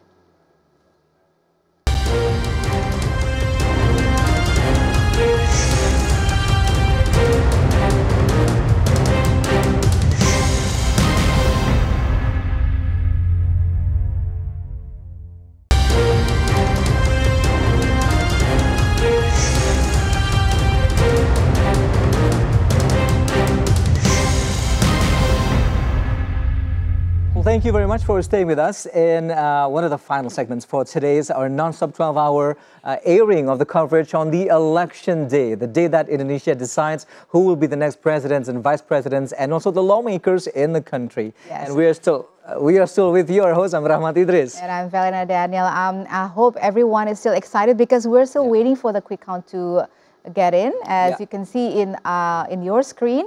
On your screen, we can also see some of the numbers that already went in. And that particular one is from Indikator, Valerina. Numbers are in, it started to trickle in for pairs number 1, 2, and 3. Yes, hopefully it will give us more information later on. But for now, we're going to continue our discussions with Pak Reza. Yeah, as you see, the numbers are getting in already. And then, yeah, some of the quick count already shows that maybe the forefront of this election is going to be number 2. What do you think? Well, it's nice to see quick count here, because but anyhow, there is always a question there. What method are being used here? And who were the participants in this method? Because I've been living in this country for more than 50 years, and then nobody comes to me and asks my opinion on things. And when I consult my friends, fellow lecturers, and then also students, have someone come to you and say that this is a quick count? No. So I think on one hand, I need to appreciate efforts to conduct this kind of quick count, but at the same time, as an objective observer, I think I need to wait for the real count. And this real count needs some time to come to the surface. But anyhow, if we could find data, for example, coming from big cities here, coming from accredited surveyors, I think he could give us a bigger picture. That's right. Because at some point, what made headlines, Pak Teguh, was the fact that over 40 survey institutions out there have not been accredited, meaning that the credibility and the way they are, in fact, co-opted or not co-opted is still up in the air for us to wonder. And just shed a light for us, Mr. Teguh Reza, for those out there who are wondering what exactly is the mechanism for these for the quick count, for the institutions to sort of survey from the exit polls and give us this number at so early stage of the election? They need to have a clear legal status. That's one. Okay. And then secondly, they who conduct the quick count should rely on the right methodology. Right. And thirdly, we are not just saying tick on the questions, but we need to have a deeper question. For example, when we say, are you satisfied with the someone? Okay. Maybe in general it is satisfied. But if we pay in detail, micro questions, the answer may be different. Okay. All right. We're going to have to hold you there. We have another Zoom coming in, Val. Yeah, it's from Egypt. We have Lifta Afrilia Putri. Hello, Lifta. Hi, Lifta. Are you in Cairo, Alexandria, Sharm el-Sheikh? Where exactly are you in now? In Cairo, of course. Oh, okay. Cairo, of course, you said. All right. So tell us what happened during the voting day. Are you happy with the situation over there? Yeah, I'm so happy. Right. So tell us, give us the picture. How was the voting day that you took part in? Was it in person, by mail, or mobile ballots? I have sent before with the team, but I don't know with the team TVRE. Right. What do you mean you have sent? I have made a video to show to everyone about the condition in election in Egypt. All right. From your own personal experience, what was it like being in Cairo and taking part in the election so far away from home? Yeah, it's very excited because it's important for me and important for the candidate I choose or I support. Because I think it's must to participate, because if I don't to participate in this election, the candidate I choose or I support will lose one vote for me. from me. So I don't want the leader or the president will win when I don't choose. So that's why I have to participate in this election. All right. Well, thank you very much, Lifta Aprilia Putri, for telling us your story from Egypt. And from Egypt now, we fly over to Milan, Italy, not to question about the latest fashion there, but to talk about the Indonesian election in the city. Latifah Savitri Elba is there to tell us the latest on the election day. Latifah, buongiorno, how are you? Buongiorno. Tell us the voting day over in Milan, Italy. Did you vote in person? How did it go? So the election was on the 11th, so it was like 3 days ago. Actually, I saw there's a lot of people, meaning that the animo of the people to vote is really high. But then I also noticed that some people might have to wait for a bit longer than the usual for the election. But some of us who live far away from the big cities where we have the place to vote, they can also send it through the mail. So that was pretty exciting. What sorry. Did you vote directly or you vote through the mail? I did the voting directly.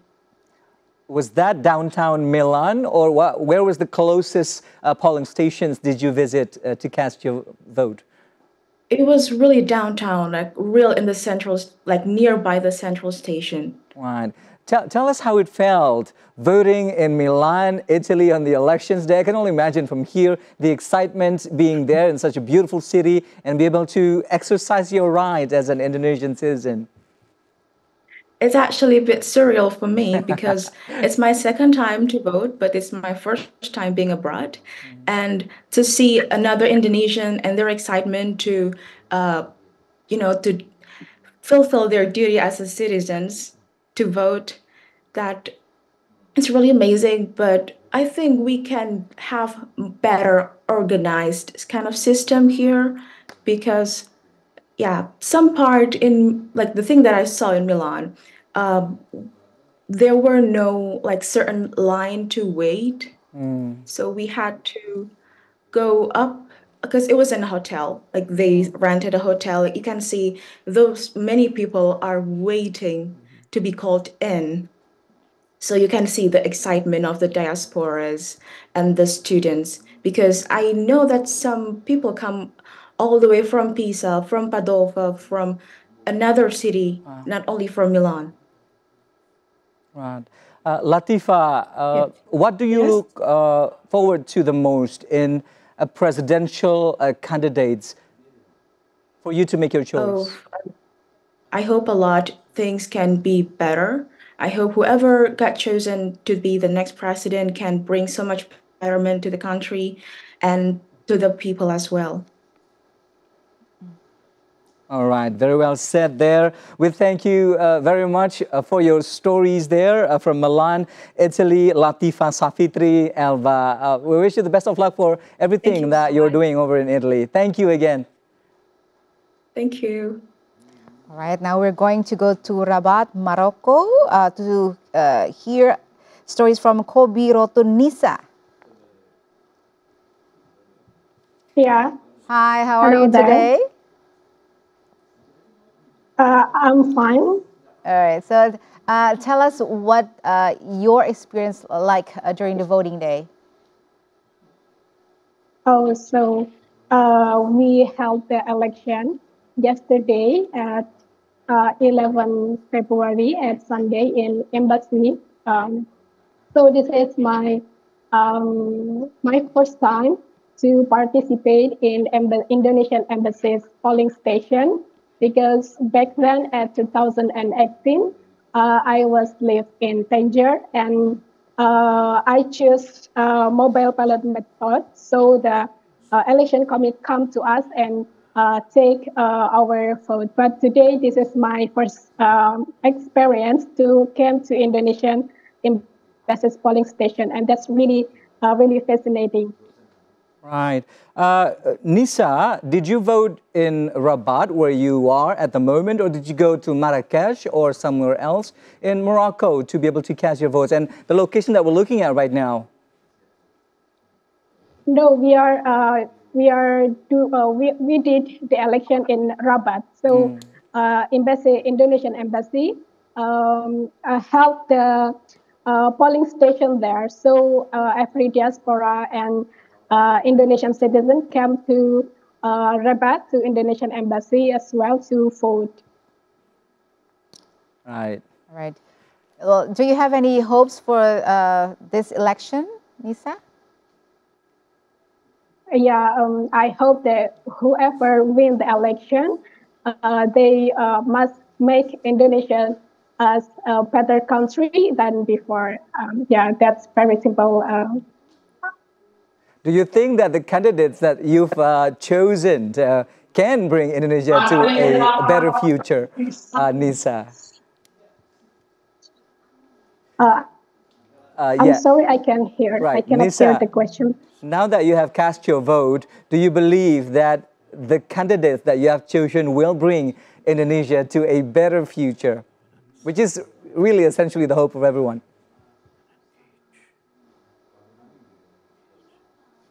Right, apparently we're having technical difficulties there with Khobirotun Nisa, all the way from Rabat, Morocco. But we thank you nonetheless for sharing with us the story on the voting days in Morocco. That was excellent. All right. Okay, Right. so now we're going to Thailand, to Bangkok. Right. We have Azizuddin M. Nashafi. Hello, Azizuddin. Hi, Aziz. Can you hear us here in the Jakarta? In Jakarta, I mean. Turn up your volume and unmute your microphone, please. We still can hear you, Aziz. Right, Yes, now we can hear you. Yeah. Go ahead Okay, now. so tell us your experience then during the voting day. Sorry? I'm in Kum Thep, Bangkok right now. Mm. So did you vote directly or did you vote through the mail? No, I'm directly vote in our polling station, this one. Oh, okay. Where is that exactly in Bangkok? Yeah, exactly in embassy right now. And currently is counting day in parliament section right now.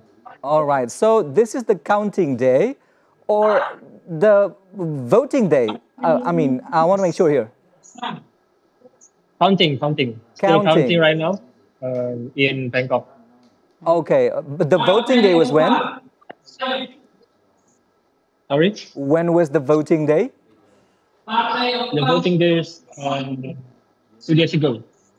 3 days ago. So that's on the 11th, Yeah, simultaneous then. So tell us the experience of voting at the embassy in Bangkok, considering that that's another South Asian friends to Indonesia, and a lot of our students are right there at the Chulalongkorn as well.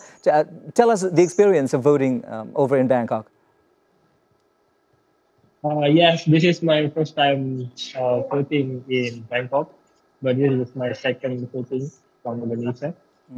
And yes, as I know, in embassy, very happy, very excited that everyone can vote directly in Bangkok. Yeah. Right.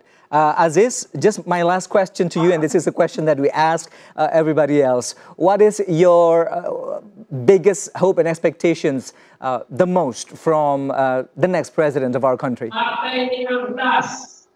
Yeah, wherever, it's like I said, I think they have a good program, and I hope they can realize the program. Especially for me, as a student and a scientist, they have a good program. Of course, all of them is a good program, but I hope they can realize precisely and yeah. All right. Indonesian scientist there, Azizuddin M. Nashafi in Bangkok, Thailand. Kap Kum Kap, thank you very much. Terima kasih. Thank you for the story. All right. Okay. Okay, we are going to continue our program with Pareza again. We're still happy to hear a lot of good and positive voices from our youngsters. Well, we are going to reach the end of our program soon, Yes. but do you think you can make like a short conclusions about our youngsters abroad or maybe the overseas voting process? Thank you very much. I have 3 points to say. Firstly, I really appreciate the extraordinary qualities and also expectation from our diasporas living overseas. Right. They are our assets. We need to identify their specialties, link them with the right offices, right business. We provide them a framework so that they will feel welcome back to Indonesia once they have a degree. And also I appreciate the role of the Indonesian Election Committee, who has been working very well with the Indonesian Embassy. I find that more than 50% of the registered voters voted. Either they come or they voted through mails. And then there is the third one is their expectation and also our expectation that the new leadership to be consistent with their vision, mission, and to work based on good governance and engage all Indonesians, regardless of they voted or not voted for to the number 1 or 2 or number 3. Please, the future Indonesia is ours. So we need to think very seriously. Thank you. All right. Yeah, and more importantly, after the elections, we have to come together for the sake of our country. Yes. Let's now go to Serbia, to Beograd. We have another Indonesian diaspora joining us for the conversation, Sulistyo Murti Mulyono. Hello, Sulistyo. How are you over in Serbia? How was the election day? I'm so amazing. How about you? Oh, the election day is in 11, but for count votes is today, same like in Indonesia. Right. Tell us what it's like to vote in Serbia, a country that's so far away from home. How did you cast your vote? Did you go to the embassy or the closest polling stations? Okay. Probably Indonesian. We can vote in embassy of Indonesia in here because the TPS only in Indonesian embassy. And it was amazing, like the people from the far away from Belgrade is come to Indonesian embassy only for the participation in election. It was amazing. I can imagine how that, like everyone, Indonesian citizen in abroad can use their rights in however they didn't live in Indonesia. It was amazing. Theo, we are currently looking at some pictures from the polling stations in Serbia. Tell us about the enthusiasms of fellow Indonesians in Serbia to partake in this year's simultaneous general election. Yeah, the enthusiasm in here is so great. Like the election committee has said, the participation Indonesian citizen in Serbia, it was 90%. It was amazing. Like 90% turnout. Wow. Okay. Right. Lastly, our common question for everyone. Theo, what do you hope the most for the next president of our country? Okay. Personally, I expect the real contribution to the next leader, and I hope it's just not a fake promises like in their campaign, during their campaign.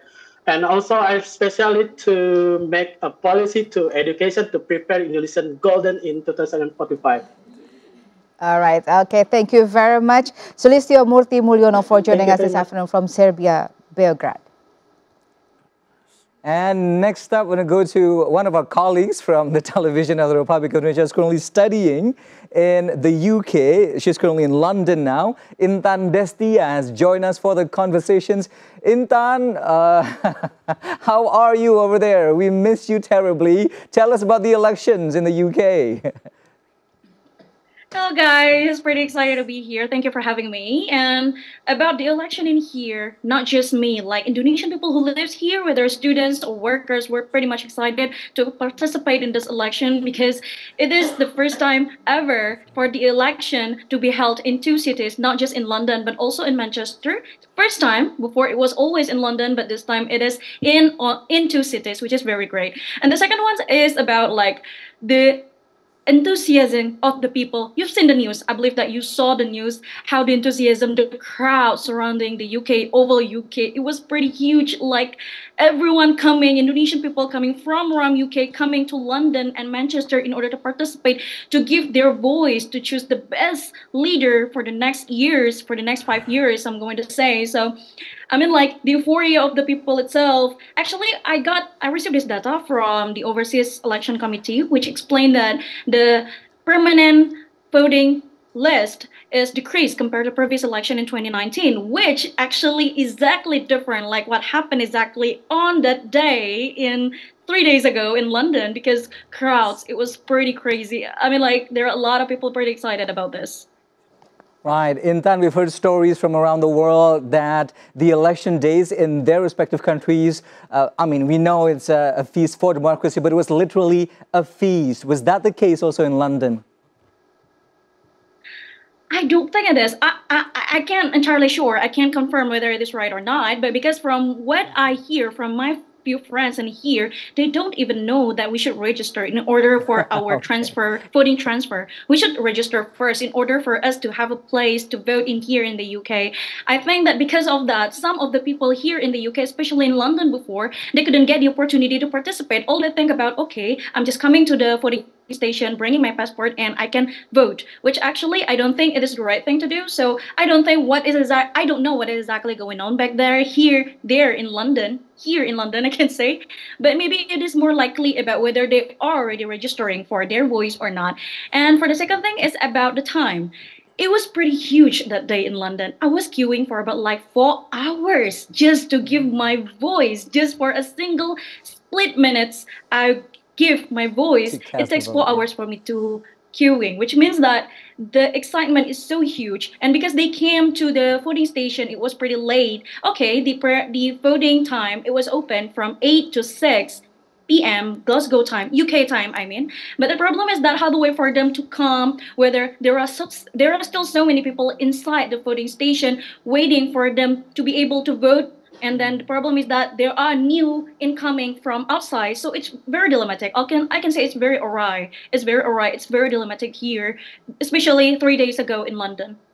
All right, Intan Destia, thank you very much for sharing with us those incredible stories from London. We wish you the best of luck with your study. We look forward to seeing you soon. Thank you again for joining us in this special program. Thank you for having me. Right. And lastly, we're almost come to the end of our time here, Mr. Teguh. You are in and of itself very well versed in international affairs as a lecturer of international relations. And we said that very briefly at the beginning, that this is literally one of the biggest events in global democracy. We are the third largest democracy after the US and India. Both will also have elections this year, particularly the US with the presidential elections. And being one of the largest democracies in the world, over 200 million voters, how do you think the international communities will scrutinize the ways democracy is upheld here in our country through this particular election? Well, this is a very difficult election, nationwide election. More than 10,000 islands, huge islands involved. I think we have been informing to the world that when it comes to a true democracy, Indonesia is the best example. Wow. And then I think so, because this is a direct, if we compare with other countries, they rely on electoral voters. Yeah? This is one by one, head to head. So in this case, who are the winners? The winners are us. We are the winners. Indonesians are the winners. We have proved that, okay, in selecting the top leaders, they are competitors. But I'm sure once we have a new leader, an authorized leader, this leader will work in tandem with the competitors because they are partners for a prosperous Indonesia, a partner for a better and developed Indonesia, and also partner for a well-respected Indonesia. We sure hope that will come true in the future. But for now, we're going to go to Beirut, Lebanon, where we're going to talk to M. Dani as M. Rabani. Hello, Dani. Our last diaspora to talk to us here for the Yes. program. Tell us your experience during the voting day. Thank you so much. Yeah, this is my second time participating in the overseas for the general election, and always I have participated in Beirut since 2019 and now 2024. Tell us This how, is my second time actually. Right. Tell us how it went on the voting day in Lebanon, considering that the country is Yes. currently facing its own challenges and turmoil. It was on 11 February on Sunday, and as you know, the global internationalization, the global have still facing the international problem in Gaza and Israel conflict. So that's why we still have worrying about maybe the conflict will expand to Lebanon or not. But alhamdulillah, we can help the general election, and the participants it's up to 87%. All right. So finally, Dani, can you tell us your hopes for the future administrations? My hope that of the leader and the legislative member that will be elected always have the competent to representing the interests of the people and also pushing progressive and inclusive policy. Overall, my hope for all the general election is that Indonesian leader and legislative member that will be elected are responsible, have integrity, are committed to serving the Indonesian people well, and can always advance Indonesia in a better direction now and for the future. All right. Thank you very much for conveying Thank your you so much. hopes. Thank you for having me. And thank you again for joining us this afternoon. M. Dani as M. Rabani, all the way from Lebanon there, also capping off the entire conversations that we have for today's program with Indonesian diasporas across the globe. And before we close our program today, we'd like to have the last words from you, just sort of highlighting our particular segments of overseas voting today and embodying the expectations of Indonesian society with the upcoming new governments, new presidents, the top job in the countries? Well, firstly, I need to appreciate the work of the national government. We managed to do this in order, not only inside Indonesia, but outside Indonesia. That's the one. And secondly, we have gained excellent ideas coming from our youngsters. This makes us senior citizens aware that we could trust our youngsters to lead the future Indonesia. And then I recall the last statement coming from our friend in Beirut, surfing. He put the keyword surfing. I sincerely hope that the next leader, the next government could work as a surfing society to serve the whole people of Indonesia and recognize, okay, there are differences in prioritizing our development in the future. But please work based on your vision, mission, and goals. Serving everyone in the country for the people, not just for the oligarchs. Yes. And hopefully this conversation with diasporas and also from the PPLN from all over the world will give us an insights on how to conduct a very complicated elections in the future. That's right. And I believe that is all the time that we have for this particular segment of overseas voting, which also caps this segment, bringing us to the next ones.